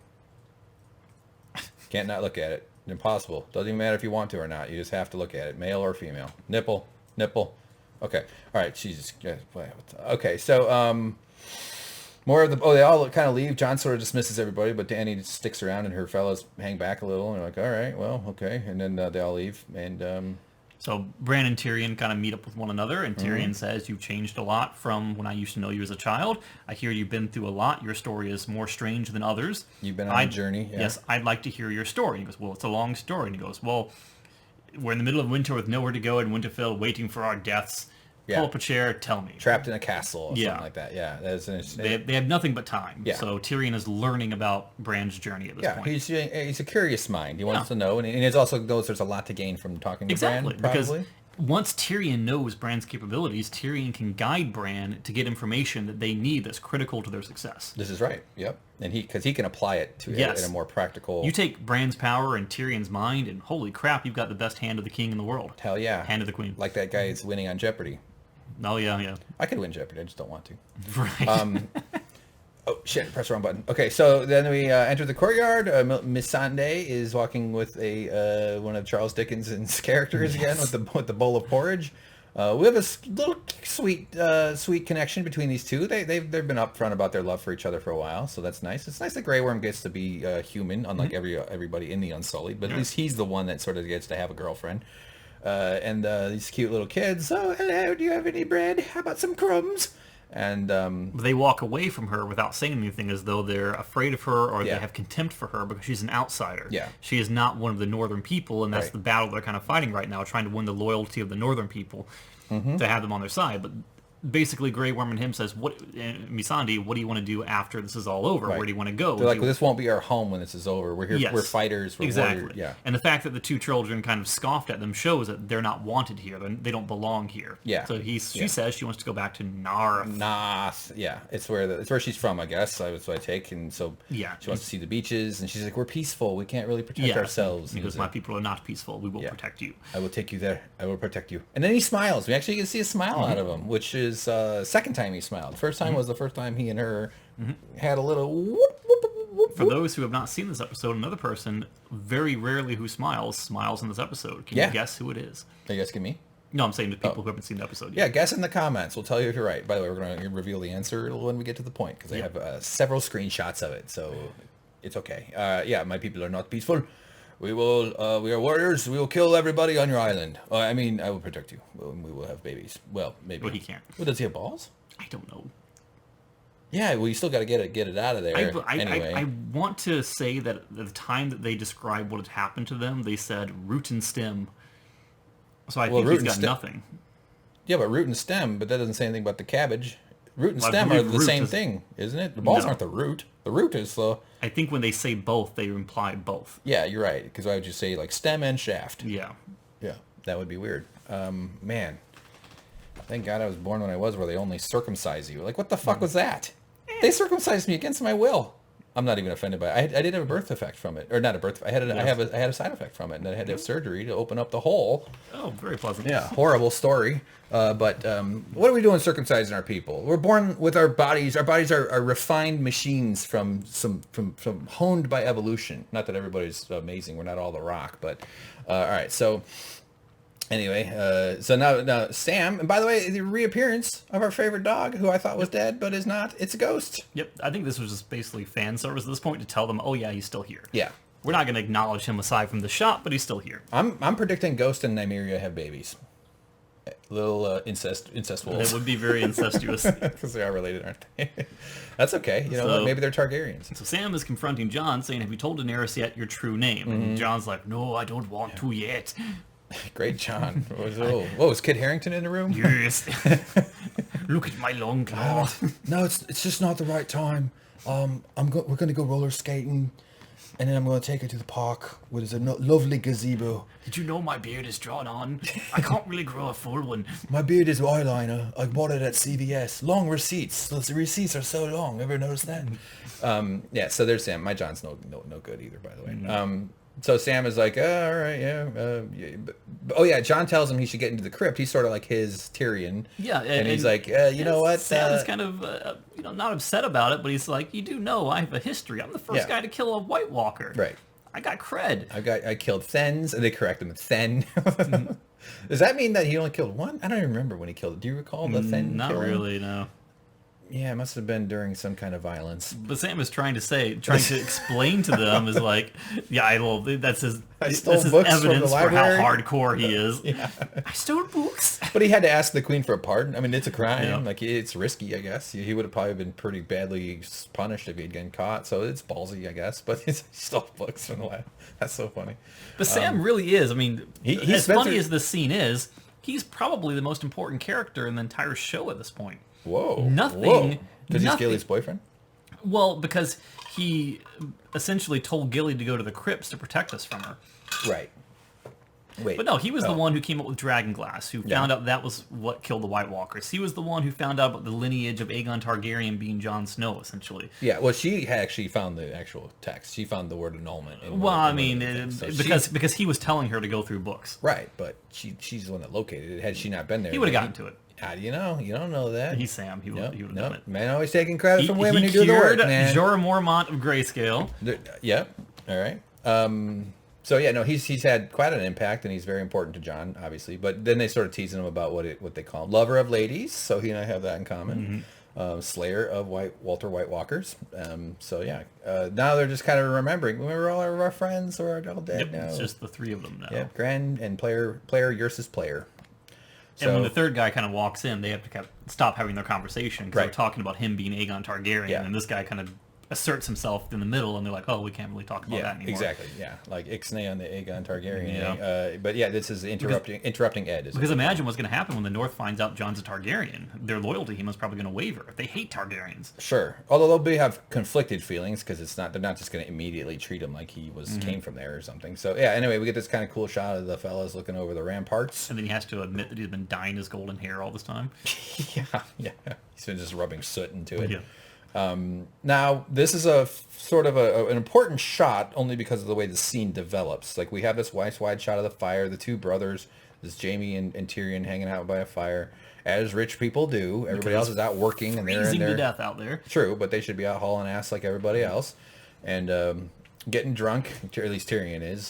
So he essentially says, I wish father were here, if only to see the look in his face, to find out that his two only living sons are going to give their lives to guard Winterfell. Yeah, that would be interesting. And Jaime, kind of, it looks like, yeah, but you killed him. But, because it's his dad, and your brother. Yeah. If my brother killed my dad, it'd be like, yeah. But then again, if you loved your brother or knew that your dad had accused your brother of a crime that he knew he didn't commit and sentenced him to death for it, you kind of give him a pass. Yeah, that does describe my teen years. No, I'm just kidding. I have a great dad. Wonderful. Now I sound like I'm being sarcastic. Good thing none of my parents know how to use the internet. My God, it's the only good thing about... Okay. So yeah, anyway, he scoffs. He has a little laugh. He goes, oh, yeah, oof, that would be something. This is like about Jaime's legacy. He was like the golden child, and he was a drunken whoremonger. By the way, isn't mongering selling the whores? He was a whore participant. He was a patron. I'd say a monger is someone who is infatuated with something. Like what's a fishmonger? Like if I'm like a cheeseburger monger, I love cheeseburgers. I'm always after cheeseburgers. I'm always surrounded by cheeseburgers. You'll repay me on Tuesday? Yeah. But isn't the word monger mean seller? Like, isn't like fishmonger, the horseshoe monger, I've never heard it manga used. Monger? I've never heard it used in that context, but maybe you're right. Yeah. I've always heard it used in this context. Sure. It could be one of those words that has multiple. I mean, it's not confusing about what's meant. So by the rules of how I follow language, it's clarity and understanding is more important. Now, sometimes it's spelled with an A. So it's spelled what? It's spelled with an A. Hairmonger? What do you? No, manger. Manger. Oh yeah, like Jesus in the whore manger. Happy Easter, That's everybody. why the three wise men were coming there. Is like, oh, we heard there was a whore manger that we would love to participate. What is this baby doing here? Why do we have British accents? We're Arab 2,000 years ago. We brought all this golden mare for the ladies of the night. Yeah. Instead, it's a fucking baby. And why don't we give the baby a blanket? I mean, I know it's the desert, but it's still fucking cold at night here. And not so wise, are we really? All right, so now that we've angered all the people that are looking for nativity sensitivity, did your parents put out nativity scenes? Oh, God, no. Yeah, my mom would. And we would play with it. We'd put Legos and stuff in there and just do little things. But she's like, that's my nativity! My parents were never... My parents were religious, but they were just too lazy to be religious. Being religious takes work. That's true, especially with the decorations. They didn't do any Christmas decorations? No, Christmas decorations, yeah, but not because of no religious decorations. I see. Yeah, I got you. It's like Rudolph and Santa and crap like that. Yeah, like, and a tree and yeah. James and I, we're roommates. We haven't put up a single decoration, like for holidays. The closest I get is a pine cone. I like a nice pine You cone. always have pine cones. Yeah, I'll pick, but I don't care. Yeah, because it's not a seasonal thing for me. It's just a passion. Okay. So here they're lamenting about who they used to be. Yeah. And they're saying, you were the golden line, I was the drunken brothel man. Right. And you can go back to being a drunken brothel man.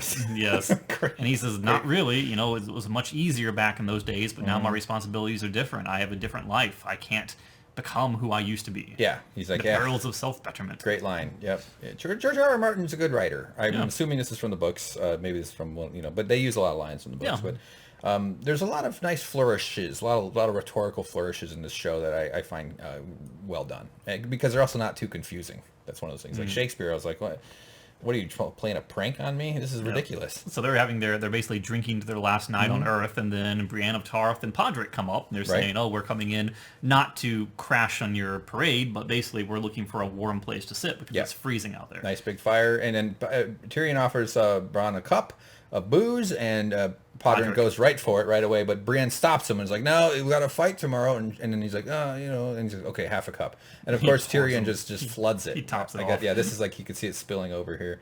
That was great. I really like that. And you knew he was going to do that too. Yep. And I like that Podrick is like a kind of not that he's a boozy, but he's just like, he's not pure. Not that that's pure, not pure, the whole thing, but like, he's just like, yeah, of course I want some drinks. Are you kidding me? I like that about him. And so, Podrick gets a little drink, and even Brienne accedes and takes a glass of something, and it looks like a hefty pour. So they settle in, and then Tormund emerges into the scene, enters the scene, and he's of course goes right for the old thing. Boy, this is the only good thing about the apocalypse, huh, James? You can talk girls into sex. So he's not very vague in what he's saying. He's not very subtle, I should say. No, not quite at all. And she's like, I'm glad you're here with us, fighting with us. She's not gonna give in to his advances. I want to show you my southern beard. It's huge and red, just like the one on my face. My face pubes are this is not a... Okay. So glad you survived Eastwatch, and then she corrects herself, like, I mean, so you can fight. She's not even trying to give him any hints.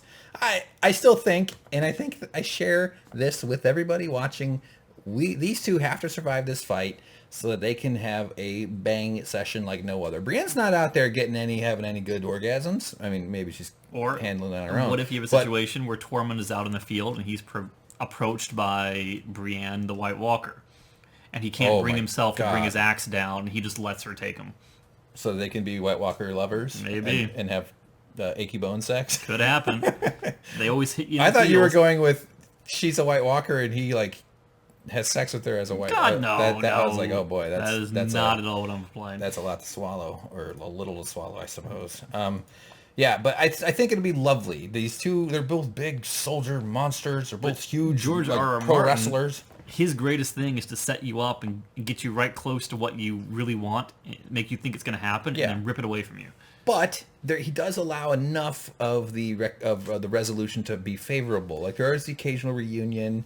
Sometimes it's not always the bad outcome. That's why I have some hope about life. Time. It's I think the world is more or less like luck is more or less random. You can influence the conditions and what's luck is more or less likely. But generally, I get hope from the fact that even though I feel like shit can be bad, but good things happen at a similar randomness as well. Right. Too many good things have happened too often, too frequently in the show. Yeah. He's setting us up. Next episode is going to be heartbreak. I know it. Well, but with those two, you're saying Brienne and Tormund. If not with them, with someone else. Well, yeah, that's a easy prediction. Yeah, for sure. But I'm just kind of holding out hope that these two get together and have some really hot savage sex. I hope not. Roar, roar, roar. And then Tormund is also making noises. Okay. Get it, James? Yeah. called comedy. Do an open mic. All right, so they call you King Killer. Talking to Jaime. Yeah. King Slayer, really, not King Killer. You're right. Yep. That's They right. call me Giantsbane. Want to know why? Yeah. So I got all the captions from here. It's a couple things. He brings his own. Yeah, he says, brought my horn, own, when they offer him some low-grade Winterfell wine. It even comes with its own coaster. That's nice. Davos is back there warming up his hemorrhoids. And but yeah, His onions. His onions. Yeah, he's sautéing his onions. But I thought it was interesting that they sort of made a point to show the circle expanding for the chairs, but he just parked. You meant his Oh, the hemorrhoid. yeah, his circle expanding. Being warmed. Man, someone's been reading Oprah magazine. He sits his chair exactly across from him. He just faces him. Like there's no subtlety to this guy at all, which is sort of charming. So he goes, I killed a giant when I was 10. Then I climbed right into bed with his wife, and they're all sort of enraptured by the story. And, she's like, whoa, my hairline's kind of weird. I don't know if anybody ever noticed. And then when she woke up, you know what she did? She suckled me at her teat for 3 months. It's like, I expected like a few hours. 3 months? That's a long time. This is how stories get embellished. So, nobody thinks King Arthur actually had 12 dudes. He had 7. Thought I was her baby. So maybe, too, though, that's how I got so strong. Giant's milk. Gulping noisily. And then they make this big show. And He's spilling it all over himself. Yeah, okay, let me get to that. But he did say, or he was making noises, and it kind of reverberated in the horn. You could kind of hear the echoey bit of it. I thought that was a nice little touch. But they really just let this sort of play out. Like, it wasn't just a big swig. He just finishes it, and they're all sort of mortified. And then, of course, he's like, oh, it's time for me to have a drink, too. All right. Thinking about dead little girls with mutilated faces. But just going back to the spilling, this happens in shows and movies a lot, where people, either they're parched, like they're thirsty, or on the verge of death, and they finally get water, and they spill it everywhere. But you're always like, you wouldn't be that. I mean, you'd be a little reckless with it, but that's so precious. He's a wildling, though. That's I know, what he but does. It's not like they have a ready supply. I mean, maybe they do, but like not that he'd be dainty and that's his own special brew too. He must have a limited quantity of it. Right. It's probably his pee, like the survival guy, Bear Grylls. Yeah. His pinky goes up. No, but the spilling drives me crazy. I just feel like we're accustomed in our modern world of excess and all kinds of crap that we have. We can chug water and spill it down our shirts, or we can drink. You could spill a beer, and there's no shortage of beer, right? You can, maybe a little annoying beer, but I don't know. I just feel like in the past, during medieval times, like right here in Game of Thrones land, which is actual history, they wouldn't be this reckless with it. I know he's a wildling, and I know he's got that beer to soak it up. I mean, it's probably just a power play at this point to show. I mean, that's probably something culturally for him. I can chug this entire whole, and it makes me look like a man. True. Yeah. Probably some sort of thing that they would do with his boys back in the old days. So yeah. All right. Anyway, point about that. So. All right, and now the Hound is also kind of doing his thing here, up alone, sipping on some booze. He's not a very social animal. No, definitely not. So he's up on the thing. I keep saying rampart. I think that's the right word. And Arya turns up. She sits down. She reaches for it. She doesn't even have to ask. She just sort of holds her hand out, and he gives her the drink. And there's kind of a mutual respect here. There's not danger. But he's noticing that she's changed since he last knew her. Right. That she's now she's kind of a quiet creep, and before she was a loud creep. No, I'm just But yeah, she's like, yeah. So you joined the Brotherhood. What are you doing here? Why are you here? Is what she kept saying, right? Yeah. Since when have you ever protected anyone other than yourself? And he's like, well, I protected you, didn't I? Yeah, exactly. And then Phil Collins with an eye patch shows up to talk about Genesis, or I can't think of any songs that those guys do. I can't dance. I can't sing. Keep going. The only thing about me is the way I walk. Whoa, your singing voice is beautiful, James. I love it. This is Beric, right? More like James Dion. Yeah. All right, yeah, that's Beric Dondarrion, the guy who's been brought back by the Lord of the Light. So he's almost started giving him a sermon, and then the Hound says something pretty funny. It's like, the Lord of the Light didn't bring you back 19 times for you to give a sermon. I mean, to throw you over this wall. Chuck you over this fucking wall. Yeah, that's said a good you line. weren't going to say the bad words. Well, I have been. I mean, this is actually me trying to control it. I know they're coming out, and I know every time I feel a little ping of shame, Simon. Thanks for reminding me. But yeah, it was kind of a funny... I did like the writing. I thought this was an excellent episode. I just was really enraptured. This is your test. What? With you two, you miserable old S-words. There you go. I'm going to start calling it a wang, like you. Call it poopies. Poopies and bang. James's words for sex is bang, and his word for wiener is wang. There you go. It's got to rhyme. That's right. Or if you really get crazy, you call it a W word. Yep. Then he whipped out his W word and put it in her And an alcohol V is word. tang. Tang. And hang. Okay. All right, with you, yeah, I did really like this line though. Arya just like leaves. She's like, I'm not gonna spend my last night with you two old miserable. Right, you think there's gonna be a touching moment of some sort, but she's an adult now. She does what she wants to do. She doesn't need these guys. She's got other things on her mind, and we will get to that, which is probably one of the bigger. I don't want to say shock, but we already kind of hit that. Caught it mid throw. That's cool. Tossing the bladder over. What do you call that?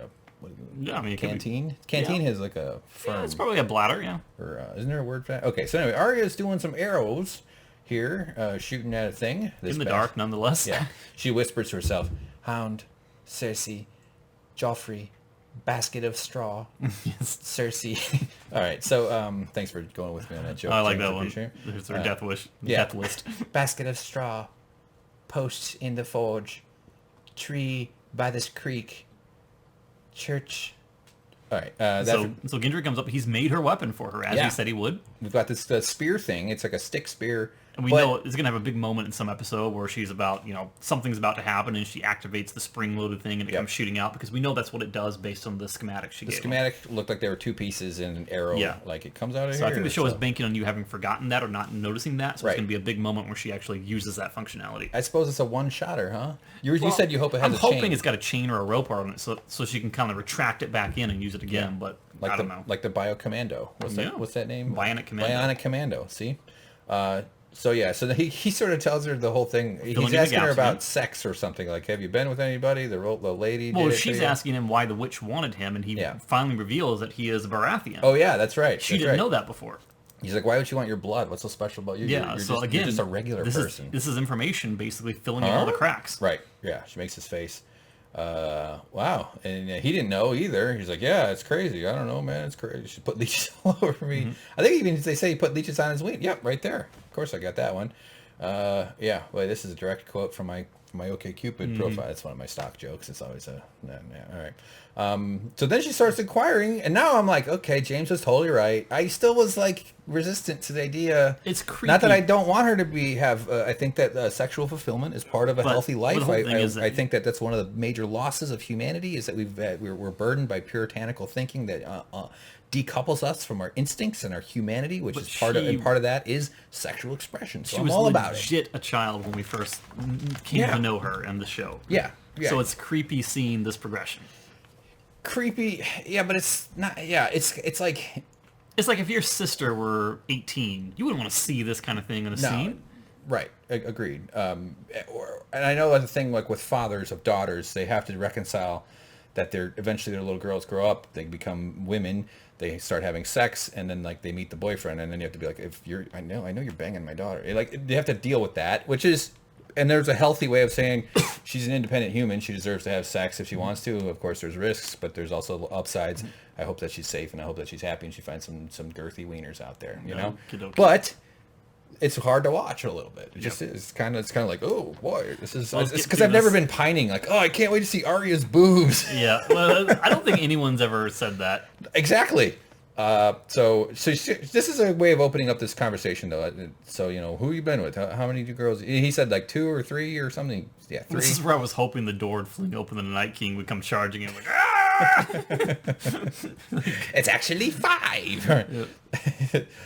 The Night King's probably a virgin. That's why he's so angry. Not that virgins are necessarily angry. Well, I was a virgin until in my early 20s. You know why he's so mad? Because all his women are frigid. Oh, boy. Yeah, talk about it. They're cold. Okay. Oh, I get it now. Yeah, that makes sense. Yeah, you don't want... That's one place that the temperatures are unlikely to be cold, generally, because it's on the end. Okay. Because they're yeah, we know. Oh, the dead ones. Yeah, I know what you're saying. All right, so she goes, we're going to die soon, and she's probably, 15, 16 now? In Game of Thrones... not to think about it. I prefer to just close my eyes and get through this part as quickly as possible. not me. I'm opening my third eye. I'm the googly-eyed human. Yeah, I mean, kids get curious about sex at 10, 11. They're about 9, to 10, die, 11. whatever. Yeah, they're about to die. She's matured into We a get woman. it. We know what's I going don't to feel like I have happen. to justify The it. scene is It explained. was a little bit stunning, yeah. But it's also like, this is sort of the thing about being on an airplane that's crashing. Like, oh, well, we're just trying to have sex. Like, how could you get an erection in a collapsing, in a falling airplane? Impossible. Yeah. I'd finger somebody. Okay, that's great. Okay, sorry. Sorry.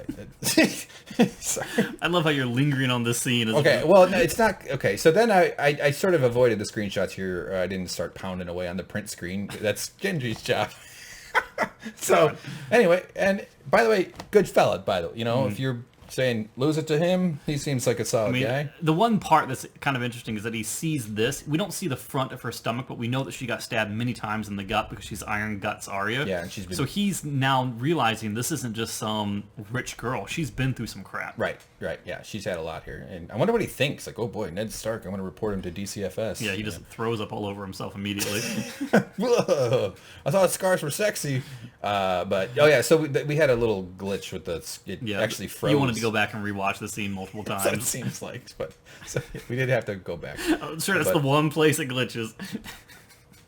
I know, it actually You were there. legitimately did glitch. I Yeah, know. why you hurting my reputation, man? just- That's my job. It happened. Yeah, I get you. So, yeah, he's like, oh, geez. By the way, he's got the opposite of me. I have a lot of chest hair right here. Actually, I got a lot everywhere, but he's got a patch that's missing in the middle. It's like a sunken area. Yeah, it's sort of sunken in there, isn't it? And my nipples aren't completely symmetrical. Well, you freak. Get out. One of them has a foothill. It's a little too... But it's fine. You know what? You should go on Dr. Phil. Still produces milk.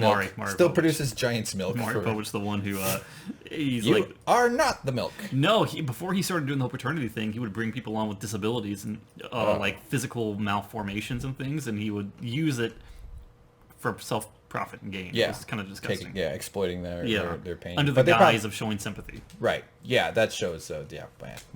What's more disgusting, the existence of the show, the existence of that show's audience. Yeah. So, take your own bloody pants off. She's just into it, you know, she doesn't have a lot of time. She's like, I asked for you to invent a tool. Invent a tool right now, bastard. So he does, and they hop on, and they have at it. So And it good cuts for to them. Tormund, who shows that he has a psychic link and he's watching them right now. I see it in the fire. Yes. She's a woman now. I mean, it's cool. You know, it's good. It's yeah. So the Council of the 12 were deciding who's going to accompany Frodo with the ring. Yes, the least likely group of people to ever sit around a fire together, given all the previous history in the last season. That's a good point. Yeah, I'm not sure who. That's a really good point. And the least likely place being Winterfell. Right, the hearth in the hall of Winterfell.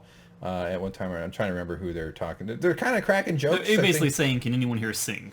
Oh yeah. And they're looking around at each other and like, "Nope." Yeah. Davos is like, "You'll kill yourself." Right Yeah, away or something. yeah. It's sort of. So again, this is what I referred to earlier as like the shot, like that wide shot of this whole thing. Look at him. That's fun. That it just kind of it shows the expansion of this little group and this little circle, and I just thought that was an interesting choice to include that shot twice. So fabled loser of the Battle of the Whisper. Now he's sort of. Yeah, well, right now, before they get to the about- singing part, they're basically saying, like, Tyrion basically says, you know what? I think we're going to live. And he's like, well, what? Why should we live? And he says, well, look at us. We've all survived greater battles. You know, here's Sir Davos, you know, survivor of the Battle of Blackwater and the Battle of the Beatards. Beatards, notice that one. You can't say bastards? I can, but Is that on the... I'm just being consistent. Yeah. It's fire bastard. Yes. Type of sword, too. What? Yeah. No. Okay. All right. Pardon me. Okay, so this was actually more touching So than I I jumped ahead a expected. little bit too much. This was probably Yeah. the most touching scene in the whole thing. I agree. This was very emotional.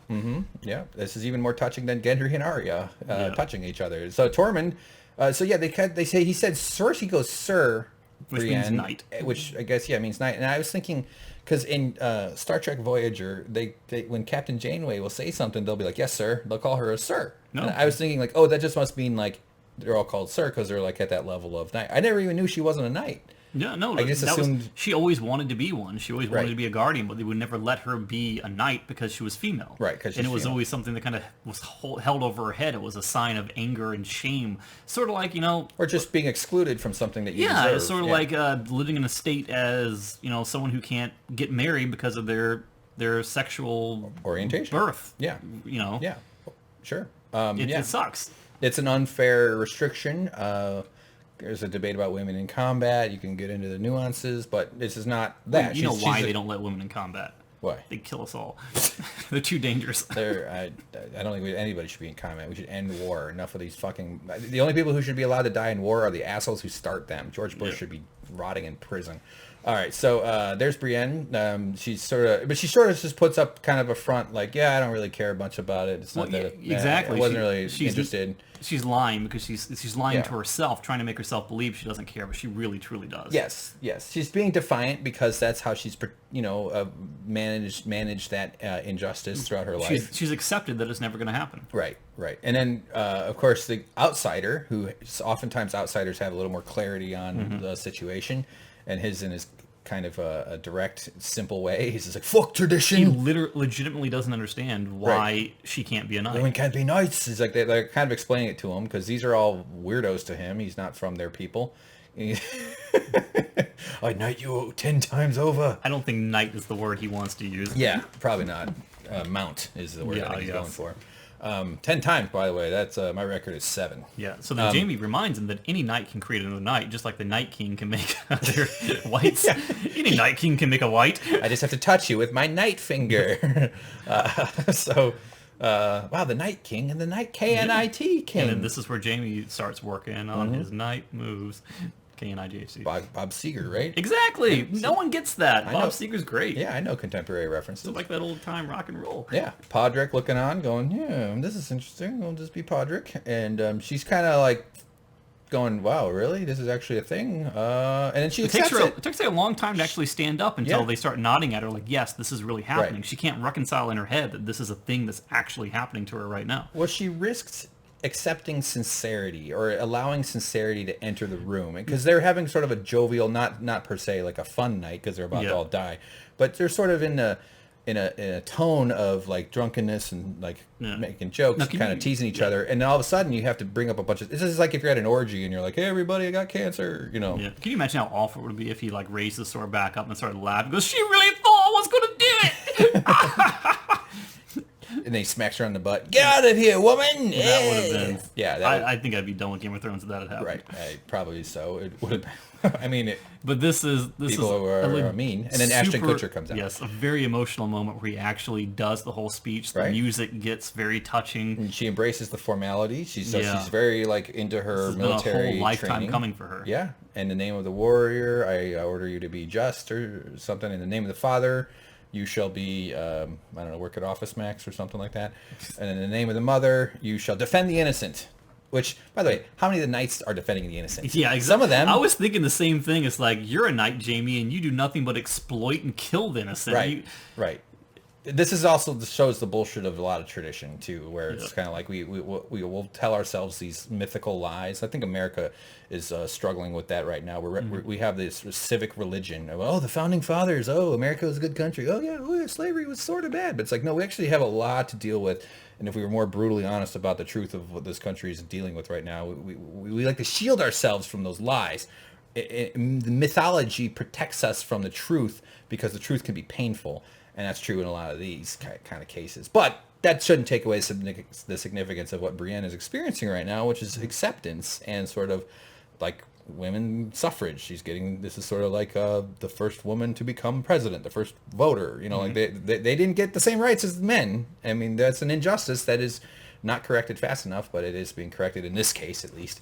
And all these others are watching on, and it's a really touching thing. And she kind of stands up. And one could kind of argue that Jaime doesn't really have the ability to do this yet, because as soon as he's no longer loyal to the queen. He's rejected Cersei as his queen. Therefore, technically, he's not a knight anymore. Is that how it works? I think so. I think you have to be... The knighthood has to be bestowed upon you by your current liege, your queen. You're like... and Daenerys has not knighted him. Like those fish that swim with sharks. What are they called? Lampreys? No, lampreys. That's not a bad guess. Lampreys have like a... They actually have no... suckle off a shark. They have no lower jaw. They're actually an old evolutionary lineage. They don't have a jaw. So like Michael Cera. Exactly. He's a sea lamprey. He snuck into the Great Lakes through the St. Lawrence Seaway. But she gets emotional. Like, I'm like, hey, good crying there. It's good acting. I like it. I dig it. And it's a Knight of the Seven Kingdoms. This was the best moment this entire season for me. By the way, shouldn't it be Knight of the Seven Kingdoms if the K is silent? The K is silent? Night of the Seven Kingdoms. Why is the K silent? Because it's silent on night. Oh my god. Silent night. Good lord. Of our days and our nights. Now she's crying because of that joke. And because of her hairline. No offense, I find her very attractive, but it feels like me when I was 21. Started going, okay. Yes, she's a naughty. Yes. I really did like the clapping, though. Yeah, it was because quite it almost makes it real, as if she's allowed to release after that. Yeah, it's totally right. You know, it's a nice thing. We shouldn't be afraid of showing a little emotion every once in a while. And he's genuinely happy for her. I mean, it shows that he's not just after her because of some sexual reason. He actually cares about her. Yeah, I agree. I think that's apparent. That's why I'm so hoping that they're gonna get together and have some fireworks. So she stands up, and she's a couple inches taller than before. She's proud. She's a knight, and it's a nice thing for everybody to be And there. that should be the thumbnail.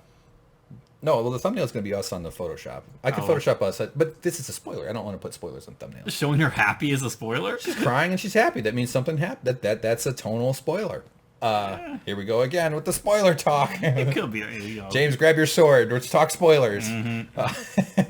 I always thought I'd be a mace fighter. I like the mace. Yeah, with the spiky ball. The thing about a mace, though, is gets stuck it's in the armor. effective, but yes, it gets stuck, and then it tires you very quickly. Now, if you do push-ups like I do, when I do push-ups, my tits turn square. Good God. That's pretty cool, huh? Been doing them lately. Look at that. Big smile, lots of teeth, extra row of teeth like a shark. But tears and smiles, it's really nice. Actually, I honestly, let me be honest, James. Let me be a little vulnerable for a moment. I had a slight tear up. Nothing came out, didn't escape the lower eyelid, but I felt it. No, I can feel it too. It's Did you really? Yeah, I reached down and touched your face. I could feel the tear. Yeah. Oh, that explains why I turned blue and started. Where's my ice spear? Yeah, but this was quite nice. I did appreciate it. So good for her. Not a lot of smiles. We need to give the world back its smiles, James. That's what I'm all about. All right. But that's her life's journey at an end right there. And now get ready to die. Yeah. Now you get one night of smiling. So anyway, Lyanna's sort of telling Mormont. He's telling her to go back to the crypt. Yeah, be safe. You're just a little girl. That's his leader. That's Lyanna Mormont. Right. She's his boss, and so she's like, no, I know what I'm doing, dude. You leave me alone here, all right? And this is her symbol. They're like, aren't they shouldn't they be I thought a they bear? were the Bear Island. Are those the Knights of the Vale? Yeah, I think so, because there's a bird flying into a moon. Yeah, I think they are. Yeah. All right. That's probably right. Yeah. So all right. So Jorah's like, yeah, well, okay, you're in charge. You're the CEO of the company. I guess I got to listen to you. Sam teleports in. Bling! A little popping down, and he is like, I just want to give you the sword. It's belonged to my father. He's like, I stole it, yes, but they're dead now, so it's okay. Yeah. I can't really raise it over my head. My dad's he's turned into cigarette ashes. So, and my brother, same thing. Yeah, my brother too. Who did it? Oh, but you're queen, but that's besides the point. Details, you know. Yeah, details. I stole books. Late fees. I'm not going to pay the late fees. Anyway, but he does. Charlie never pays his debts. Late fees. That's as good though. Lannister always spays his pets. That's the one I like. I made that up years ago. So your father taught me how to be a man. This is about the old not Jorah, the Commander Mormont. Yes, the Night's Watch. Yeah, the guy with the circle head.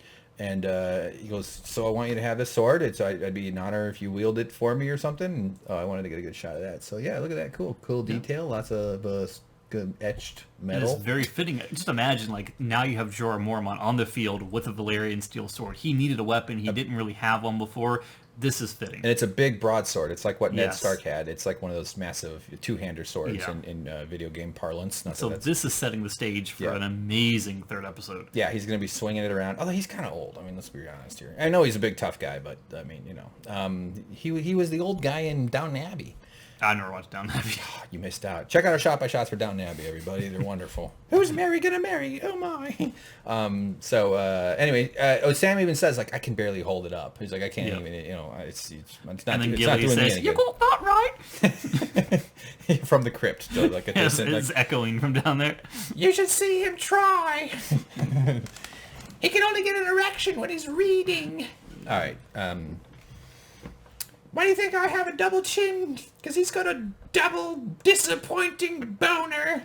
All right. I don't know. I was winging it, James. That's why I started talking slower, because I had to think. So you talk slower and your confidence wanes. Yeah.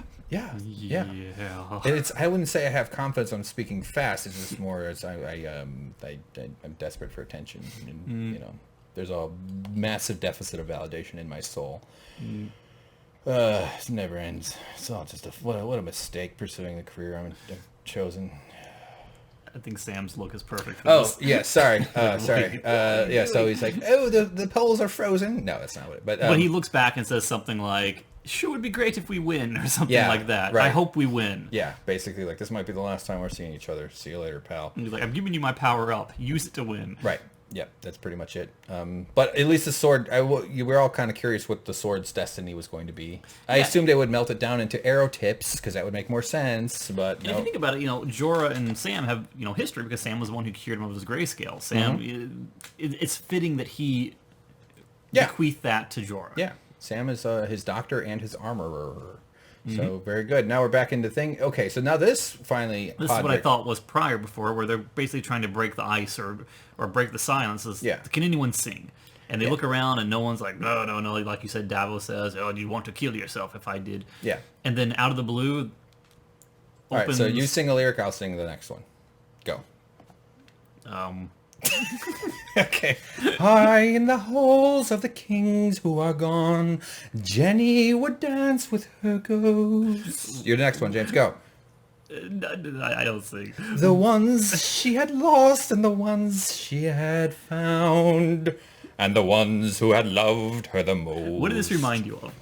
An annoying guy on a YouTube channel? Well, no, this scene, did it kind of like that Lord of the Rings feel to it? Yeah, a little bit. Was it Pippin or... Where the dwarves all do the dishes? There's a lot of scenes where people are like singing a soft, enchanting melody, and it's cutting to a montage of people preparing for the worst. Yes. It seems really weird if someone just breaks out into song. Like in our world, we're more likely to show each other a video on our phone and be like, look at this goat. But people would sing. Like, they didn't have a lot of entertainment. They had storytelling to each other. They went to the Shakespeare Playhouse, but they danced around and they had some music. Different cultures had different instruments, but I'm sure singing would happen more often in the past. Like, it was a thing. And like, I would get really uncomfortable though. Oh, actually I was. We family Christmas and some like cousin, whatever, like just people that you're like, oh, I think they're related. I don't know.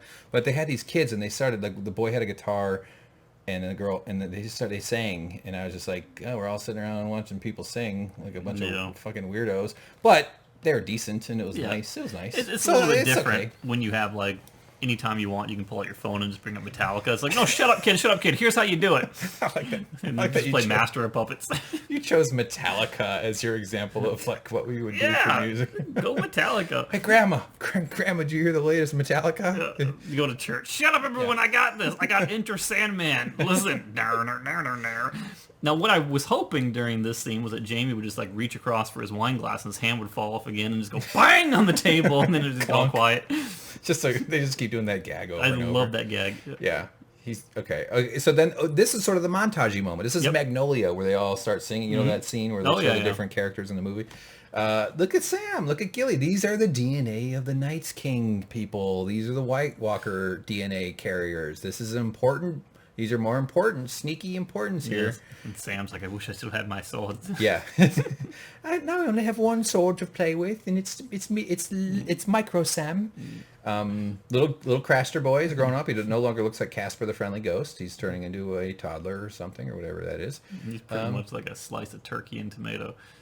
You mean between two? Because he's so inbred. Two white breads. Oh, I like your inbred. That's a good choice. Did you make that up just now? I modified it from something I'd heard a long time ago. Hey, you know what? Don't we all? And there's no original thought. There hasn't been an original thought since the wheel was invented. They spun her around. That's okay. So yeah, look, even Arya. By the way, I know she had like a skin tag right here, and I was like, boy, that's just, if that's like lined up with the nipples, it's just like, that's a high up, weird. Get it cut off. Whenever people have money, like I have a dot on my nose. That's I can't afford to. I don't have any money. Pull it off. It's under the skin. It's not even. Cut it out. It's not a blackhead. It's like my dad had a thing on his face cut off. I would rather get it cut off now before it becomes cancer and my nose falls off. I just cut it out myself. That's absurd. I'm not gonna slice my nose. We live in L.A. where there's plastic surgeons everywhere. Right, so they can fix it if you mess it up. You just go to somebody and say, I need this thing out of my nose. But the point is, like Christian Bale's eye booger. He's got that thing growing in his eye. He ruins every movie. Robert De Niro. Yeah, he's got bumps and stuff. Sometimes it's part of the look, I suppose. But like, I don't know. Maybe it's fine that we all have sort of these little imperfections because it's what's the point of pining for perfection? It's only going to drive us mad. But I don't know. It's fine. It's all good. Also, just be like, don't cut off the nipples. You pause on Arya again. Oh, stop! I should block that out. It's you're casting aspersions.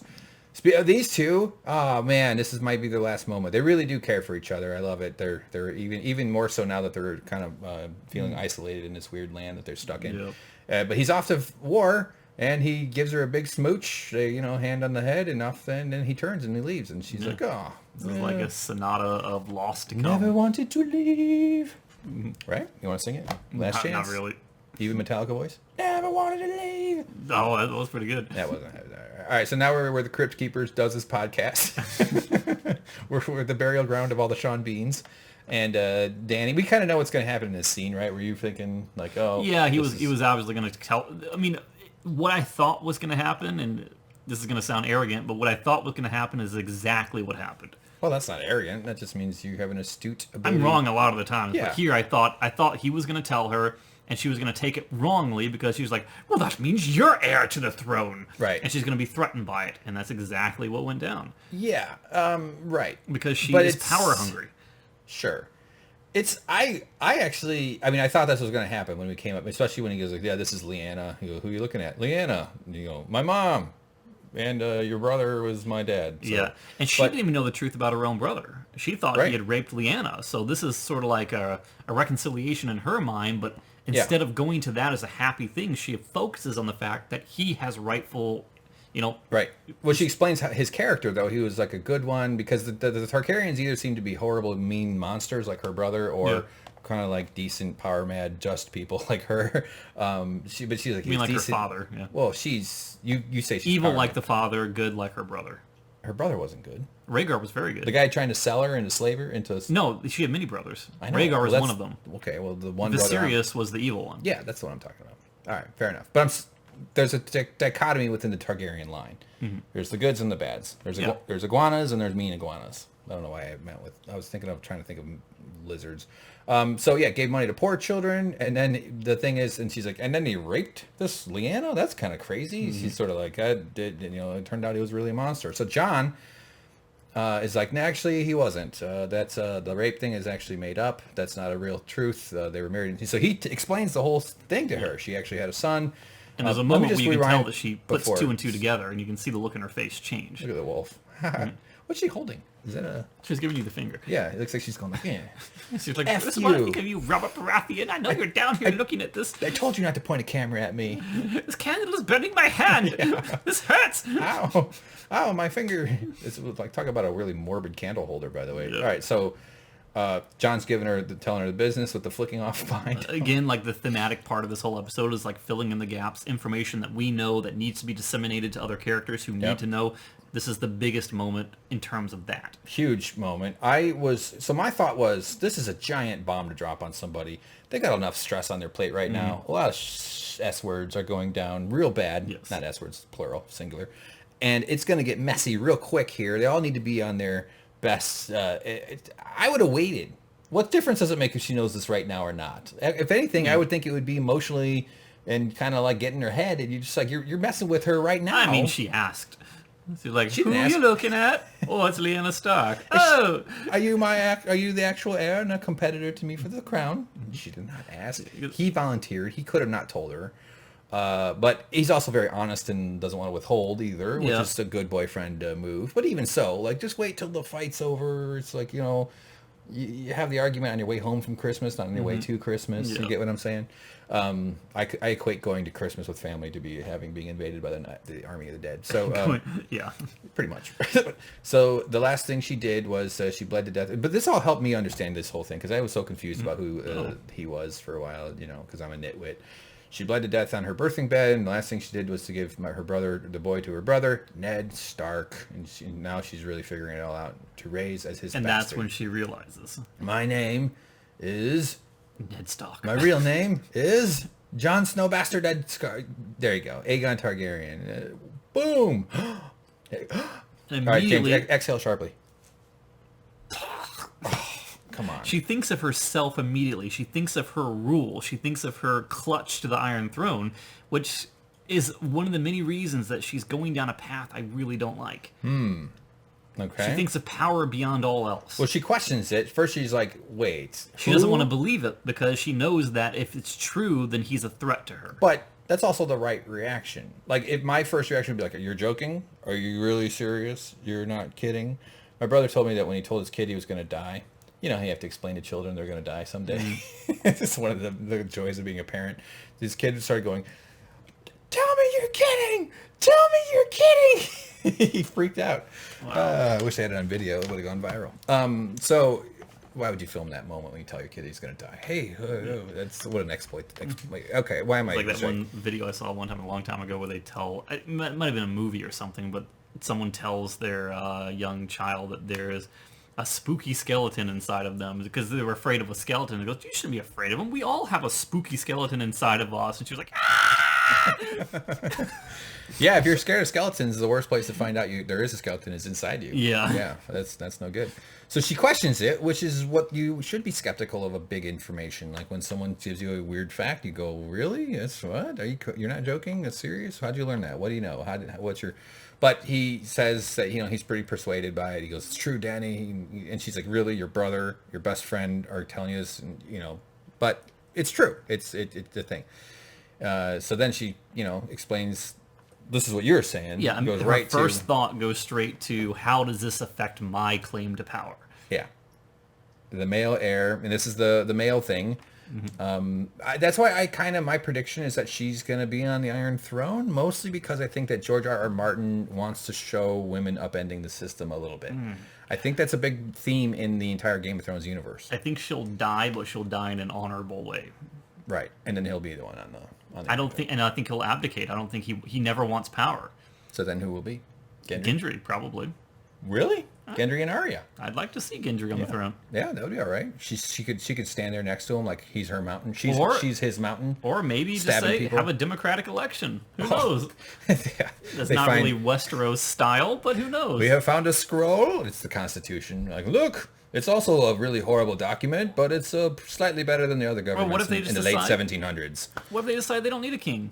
Yeah, democratic. And the last episode is them dismantling the Iron Throne. Right. Yeah. That would be... And then logging on to IKEA.com. Mm-hmm. All right, so you'd have a claim to the Iron Throne. Horror. That's her danger horn when she farts. Yeah.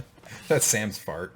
Saved by the horn, though, right? That's Tormund blowing through his wine thing. Yeah. Or that's Tormund and Brienne finally blowing some horns. You know Maybe we have 4 more episodes left to find out if that happens. I know. That's why I say they're going to survive this next episode. So anyway, all right. So this is a huge deal for her to learn this. Yep. This does set up a massive tension between these two. Like everybody kind of, this is my obvious analysis, but you know, we're going to see how this plays out throughout particularly the last 3 episodes, because I think we know what the next episode is going to be about. Yep. We hear the horn for a reason. It's an alert horn. We come out. We get a real intense Tyrion staring over the rampart.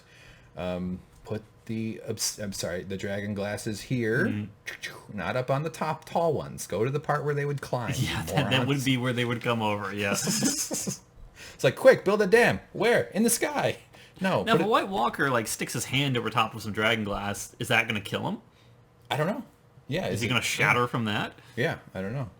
It's not like it's diapers. I feel like I would die if I had to touch someone's diaper. Yeah.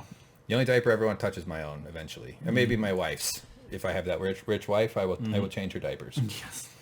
You hear that, ladies? All right, so yeah, a cool pull-out shot, right? Speaking of sex, and then we get a turnover. We get a horse hoof, a furry. This is the CGI horses I was talking about earlier. We see the tip of the blade. We scroll up. We see the capos of the White Walker Mafia. And this is how most people wanted the episode to begin. Yeah.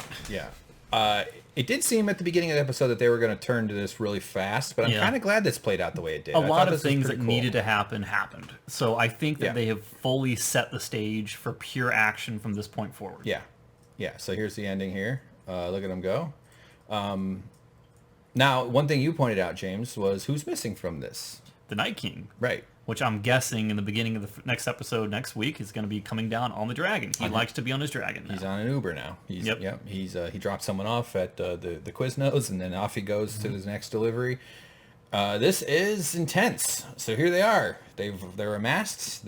So next episode will be one of the biggest fight scenes in the entire show. So does Daenerys take her dragons out immediately? But I mean, taking your dragons up is a huge, huge risk. Right. They're your trump card. Right. And they've got those spears they can throw. So. And well, so far we've only seen the Night King throw the spears, but I mean, by they I mean him. Yeah. Oh, just him. They're spear tossers. They could whip that thing, probably. Don't you think? I mean, I don't know how good their arms are. Yeah, well, they're not starting pitchers. I mean, there's a reason why relief pitchers. When the Night King threw the thing, another White Walker came and handed it to him as if to say, right, this is something you can do, I can't. Right. Yeah, I get it. I get that, but it just also it's like, hey, you're if you weren't here, I would throw it. You know what I mean? Mm-hmm. Like that little girl wants to go kill people because her dad and her brother are dead. Mm-hmm. Perfect analogy. Pretty intense. What are your predictions? Tell me how you think the battle's going to play out. I think we're going to lose a bunch of people next episode. Who? It's going to suck. Name like two. I'll only hold you to If anyone has specifics. to go next episode, I think Royce is for sure going to die. Okay. No, he is. I mean, he's gone. All right. It hurts much. I really, really, really don't want to see it happen, and I don't want it to happen, but I think we might lose Davos. Okay. Yeah. All right. Grey Worm, think he'll make it? I want him to make it just because of the interaction he had with Missandei here about taking her back to North and protecting her people. So losing him would be heartbreaking. But, it would. You know, I feel like we're going to lose Grey Worm. I think that's the point of that scene, was to set us up for the heartbreak. Yeah, I mean, to show that moment where she's I want to go. That's what George R. R. Martin does. He sets you up and then knocks you down. I agree. I tweeted that I hope this episode, or all of Game of Thrones, will end with George R. R. Martin snapping out of a nap at a Waffle House. Like he's just sitting by himself. He just like goes, ugh. And like looks around and he grabs the syrup and it fades to black. I hope it's all just a dream George R. R. Martin is having when he fell asleep in the middle of a waffle. I hope that what really happens is that instead of going above land, they're actually tunneling under, and they pop out of the wall, and the crypts are right behind Gilly, who's on the toilet, and just like stabs her over and over and over. But she's got their blood. Well, now the blood's all over the toilet. Some of them. Yeah, that's true. Then the toilet becomes one of the guys. Yes. Yeah. Well, it's exciting though. I mean, I think we're ready for a big fight. There's no more way to delay this. Arya and Gendry are still going to be banging through the whole thing. They're just going to be like, this is fun. This is better than fighting. Yeah. By the way, that's not something you should say during sex.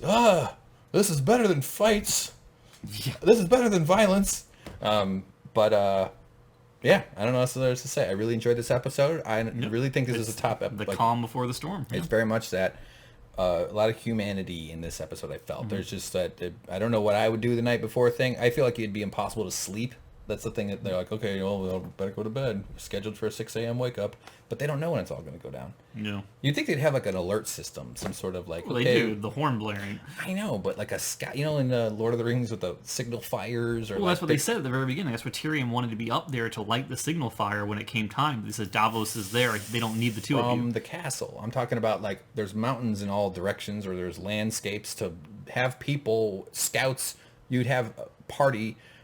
patrols is the word I'm looking for, looking out. They would be tracking this army. It wouldn't be a surprise to only when they're in visual distance of the castle. If they had the time to do that, then I'm sure they would, but this is sort of like That's a good point. Last stand. They've all come together very quickly. That's true. That's a good point. They did have to kind of coalesce inside the wall, inside the castle, or around the castle. So that's a good point. And you send a splinter group off to do that, and the next thing you know, they get overwhelmed, and suddenly, guess what? They're part of the Night King's army now. It's true. Yeah.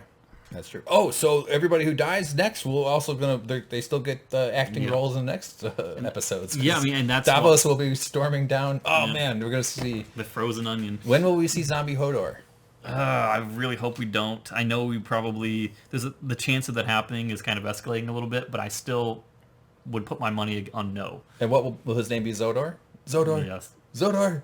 And Bran is like, no, Zombie Hodor, don't. Yes. Pick me up and carry me around.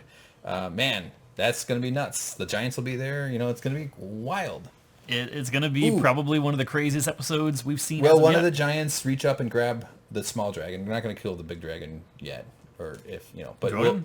Drogon or Viserius or whatever. Well, the Viserion is the dead one. Oh, that's the dead one. Yeah. And then he was the smallest there's one. Rhaegar or Regalio or whatever. Do you think one of the giants is going to like punch the dragon? I don't think the dragon's going to come down low enough for that. They swoop down. They don't need to go. I mean, if they're spraying fire, they need to be up a lot higher than that. I know, but you know they'll do I the think intimidating swoop. I think we will see scenes of like, you know, giants on fire still progressing forward until they turn to ash and fall. Yeah, that'll be fun when their knees turn into ashes. Yeah. Okay. Cool. All right. Well, I think we made it. We did it. Yeah. We shared a bunch of theories. I think. I think. I really don't think there'll be anything to the Gilly blood thing, but it just occurred to me that there might be a connection there to make something out of. And other than that, everybody, don't forget to like and bend the knee for James. Anything you want to add? No, I hate that phrase. It's so condescending. Like it, don't. Yeah, I know. It's YouTube. It's where condescension flourishes. Mm-hmm. Okay? Surprised you didn't know that. Thanks, everybody. Really appreciate all the comments. Keep it cool. Everybody's so nice in the comments. I'm just so, like, it really kind of gives me some faith in humanity. I went through and I wrote back to everybody, and it just feels weird. I don't think other YouTube are you supposed to just write back? I feel bad not writing back everybody. Yeah. But it's also a lot. Not that I mind the work. I just feel like I look like you feel just like a crazy person going, haha, good one. Hey, that's a nice one. Hey, here's my thing. Hey, go to do it. And then it just, I guess it is what it is. I probably won't have time this week. I got fucking jury duty. Oh, that's awesome. Oh, I got a friend who's on jury duty right now. He Really? was on trial. Obviously, he can't tell me anything about it, but I know it's a criminal case. That's all he can Is he really over say. a week? I think Monday will be the 1 week mark. Yeah. Oh God! If I get, I'm just gonna. I mean, the last trial I was on as a juror, it lasted about 7 days or so. Yeah. Ugh, what a nightmare! Man, I don't make money if I don't have work. That's the thing that's most upsetting about it. And I'm gonna make sure that I can tell them that tomorrow. And usually that's a factor in them determining whether they're going to keep you or not. Yeah. Plus, I'll strategically make myself seem obnoxious. You don't want to do that. I mean, that's. No, I'm just saying I'm not a wilting flower in these situations. I have a lot of opinions. I also have very strong feelings about the efficacy of the justice system. I think it's a bunch of bullshit. But trying to actively get out of jury duty is just... That's a fine line. That's not cool. It's cool if it works. It's a fine line, though. No, doing it in order to just like kind of be like, hey, I'm going to create chaos and be annoying. But you can't be like a proponent of a fair, free, democratic America and be on the side of good politics and things, and yet on the same side of the coin say, well, I'm going to try and get out of doing my civic duty. I mean, that's you got to be a good citizen. No, I'm saying if I have an opportunity to express that I will be not the biased or the unbiased juror they're looking for. Like the last time I had to go, they're like, does anybody experience medical cases? I go, yeah. I had a family member with a medical situation, and I feel like that it was very unfair to my. I didn't say anything untrue, but I also didn't hide that. I saw it. I don't want to be there. I don't have money. I can't afford to lose all the money I'm going to lose if I get on a trial. It'll fuck up my life. Yeah, I mean, that's it's an enormous burden to ask you to give up that amount of money for this kind of thing. So it's the price of being American. It sucks sometimes, but that's. Yeah, our democracy. Our democracy is you can speak out against stuff that you think is kind of crappy. Yeah, and they can turn you free from it, but if they choose to take you in, you have no choice. Well, yeah, I know that. I would serve if I have to, but I also nobody wants to. No, that's why people who end up on juries tend to be retirees, people who don't, or people who don't have to, aren't poor and have to make a living. I have to make a living. That's the main thing. When most of the people I was in the jury with were probably in their early 30s. Right. And some of them were probably in like 50s or so, but it wasn't retirees. Right. Yeah. Well, it should have been retirees because they have time. But no, I get the concept of this is your jury of your peers. I think that's also kind of bullshit. I said the last time I go, hey, so, and I wasn't being disingenuous. I said, so wait a minute. The defense has their expert, the prosecution has their expert, and you're going to ask us, a bunch of people who aren't experts and have no idea what we're really saying, or we don't have any expertise in this topic. You're going to ask us to make a determination about which expert to believe? I was like, that just doesn't make any sense to me. So, yeah. Yeah, last time I was there was a kid who said, leaned over to me and said, "Watch this," before he gave his voir dire. And he told the judge, he goes, I can't do this because, I think everyone who gets accused of anything is innocent because cops are pigs and I hate cops. I think they're racist pieces of garbage. And the judge just kind of contemplated it for a moment and said, "Do you honestly think that's the first time I've heard that before? You're sitting here, you're wasting my time, you're wasting these people's time. What you're going to do is 1 week from now, you're going to come back to this courthouse, you're going to sit back in that room, you're going to start the process all over again, and God help you if you come back to my courtroom." Right. Okay. It's really nice that the emotion overcame the judge's good judgment in that case. No, this person was trying to No, I know. slither away from his civic duty and put that burden on someone else because he thought he was being clever. Right. No, and I don't defend that guy, and I wouldn't do something like that. I didn't do something like that. No, I'm not saying you did. And I'm just not saying planning on doing something like that. I'm just saying that when you... But I'm saying that if given the chance to express an opinion or some if they do ask me, I will be honest. I'm not going to be dishonest, but I'm going to let them know, like, I need money. I have debt and I'm poor and I need to go to work, and I don't get paid if I don't work.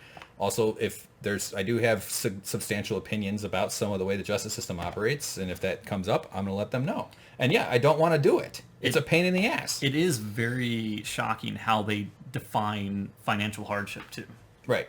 Yeah, they don't care that much. No, they have very little sympathy when it comes to financial hardships. Right. You've got to be like destitute to the point where it's like, well, I can't afford my medicine if I'm out for one day. It's like, as much as your circumstance would suck and it would be horrible to you, I don't think that would pass the mustard for their definition of financial hardship, even though to a reasonable person it would. Yeah, yeah. And actually, I wasn't even thinking that the judges have much decision because the lawyers have dismissal power. Yes. They take turns off. They do different rounds. It's at their discretion. And if they think that you're going to side with them, they could care less about... they couldn't care less about your situation. Yeah. As long my as they duty think is to show up, but it's not my duty to stay if I can get out of it. I don't want to do it. It's a massive pain to my butt. I engage in politics. I engage in civic activation. I go to protests. I vote. I voted every single year since I was 18 years old. Although maybe the first midterms I might have missed, but I voted in every midterm for the last 10 or 12 years. I'm a more active participant in this society than a lot of people. I get it. I get what you're saying, though. It's your civic duty. In a utopian society, if everything were better in this country and we had a little bit more of an equitable system here, I would feel more of a civic obligation. But a lot of that civic obligation is worn away by the constant horrible injustice of this country, and I don't think it's going to get corrected because I make $700 or $800 less than I normally would in a week. No, when I got picked, my heart sank. I was like, oh God, what am I going to do? What am I going to do? This is horrible. This is horrible. What am I going to do? And then every single day of those 7 days, I was sitting there in front of all these like very stoic people. I was sitting in the box just thinking over it, please don't fart, please don't fart, please don't fart. Right. Yeah. Yeah. Plus, like, I don't want the stress. Oh, it's horrifically stressful. Well, here's a major part of my life is I have mental illness. I have depression and anxiety problems. I've done a lot of work to get over them, and I'm finally feeling like I'm emerging from some of the darker years surrounding that.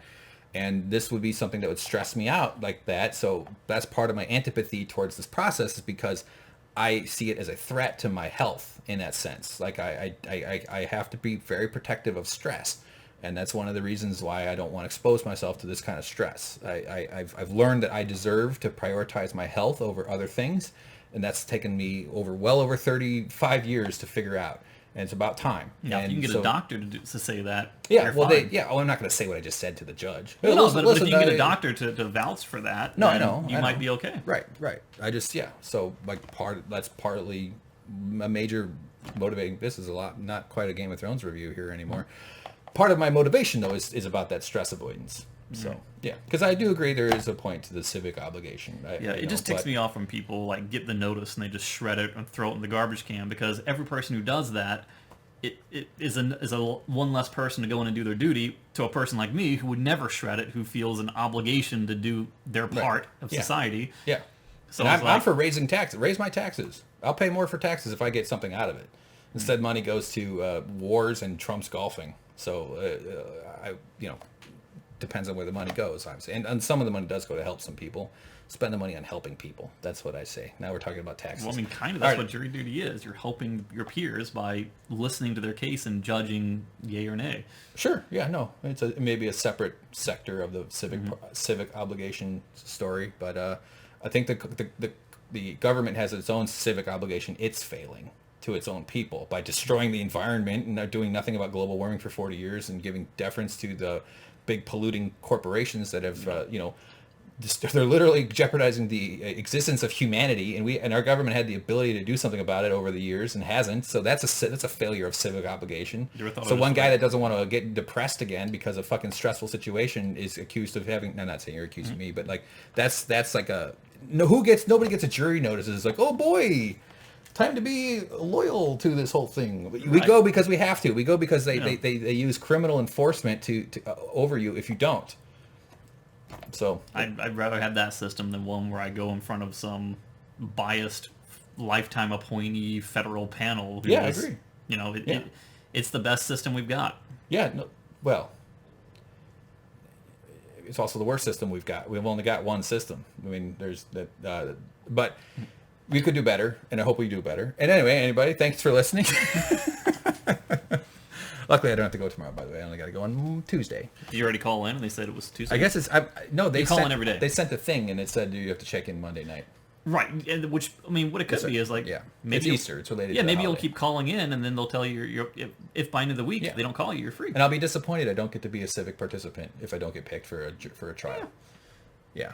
No, I hear you. It's absurd. The whole thing is weird. Let's just say that. Nobody's excited when they get the notice. Everybody sees it as a huge pain in the ass. So I have a lot of company. I'm not an unusual. It's not an unusual reaction to be a little dismayed and having to have your life disrupted like this. Before the only person, like the friend of mine who's on jury duty right now, yeah, he sent a picture out to people saying something like, because his job, he's not very happy in his job right now. It's kind of stressful for him right now. Sure. And he just sent a picture of Katniss Everdeen raising her hand saying, "Jury duty? I volunteer as tribute. Gets me away from work." Yeah. That's a comment on how horrible work conditions are for people. That's the other thing that we need to fix. 4-day work week, everybody. Demand it from your politicians. Okay, left, right, center, whatever the fuck. We'd all be happier with 3-day weekends every week. Easy sell. Happier, but easy will society sell. Crumble? Maybe. It would crumble if you did it overnight, but you could transition to that kind of situation, and everybody would be happier and more productive. It'd take a long time. There's a lot of research showing that it's people are more productive in 4 days because they have a restful weekend, and they're not freaked out. So anyway. Good God. I think the White Walkers, they work 7 days a week. There's a guy. Union. I think there's like a Chinese CEO who's pushing for a 6-day work week with 12-hour days. Yeah, no. That's regressive. Now that's ridiculous. Yeah. And someday when we do switch to 4 day, it's going to be just as ridiculous to force people to work 5 days. Trust me, that's how it works. I don't think I'll live that long, but we'll see. It probably won't be system-wide, but it's already happening in certain countries and certain industries. So it'll happen quicker than you think because it's an easy sell. The reason it'll work is because it's better for capitalism. That's what I'm saying. People are more productive. They produce just as much in 4 days for the same pay as they usually do in 5 days because research shows that stress and tiredness is ineffective. But if I've got a store and I would open 4 days a week as opposed to 5 days a week, I make less money. No. Absolutely. You're misunderstanding the whole concept. The store could be open 7 days a week. You just don't have your workers working over more than 4 days a week. So you have a rotating... You have a group that works 4 days. Everybody works 4 days. You probably have more total employees. Well, you're not employees. getting those. You have more employees, which means you have to pay more health benefits to those employees, which means you're paying more to have your store open for the same amount of time that you had prior. Yes. It sucks. You figured it out. The idea is no longer valid. It's way more complicated than I think people realize. It exists in a system with better social protections, like single-payer health care, where we don't... Slow down. You need a lot more things in place. Now we're just doing a podcast, so it has nothing to do with Game of Thrones. A system where we don't tie medical access and medical benefits to employment. Now, you didn't mention that, though. Well, I know. I didn't. There's a lot of context. It would be one factor in a larger societal change that prioritizes community health and individual dignity over profits. That's kind of the transition that I'm talking about. And it's a major factor for 4-day work weeks. And we would have more time for jury duty, which is your favorite thing. Thanks for listening, everybody. Don't forget to like and bend the knee. We appreciate it all. I'll be bending the knee at the local courtroom. Yes, my liege. How can I be of service to you? Oh, please, may I get my $15 parking voucher? Oh, you're so... very good. You don't even get paid for the first day. Yeah, I don't know. I only had to do one day last time, and it was all right. I got a girl's number. I was sitting with you. We kind of became friends, and then I texted her, and she never texted me back. God damn it. Did you call the number? Like, this is PetSmart. Yeah. I went, hello, she, Domino's Pizza. And I go, do you still want to go out sometime? Do you like comedy? Good night, everybody. Good night, James. Sorry about all that at the end there. That had nothing to do with Game of Thrones. Obviously, James and I are going to divorce eventually. Yeah. So thanks for listening. Talk to you soon. See you in the comments. And James, sing us out. Exit channel. I like that. We're off to another YouTube video. It's burrito time. Burrito time. Oh yeah, James has a cold burrito. Good night.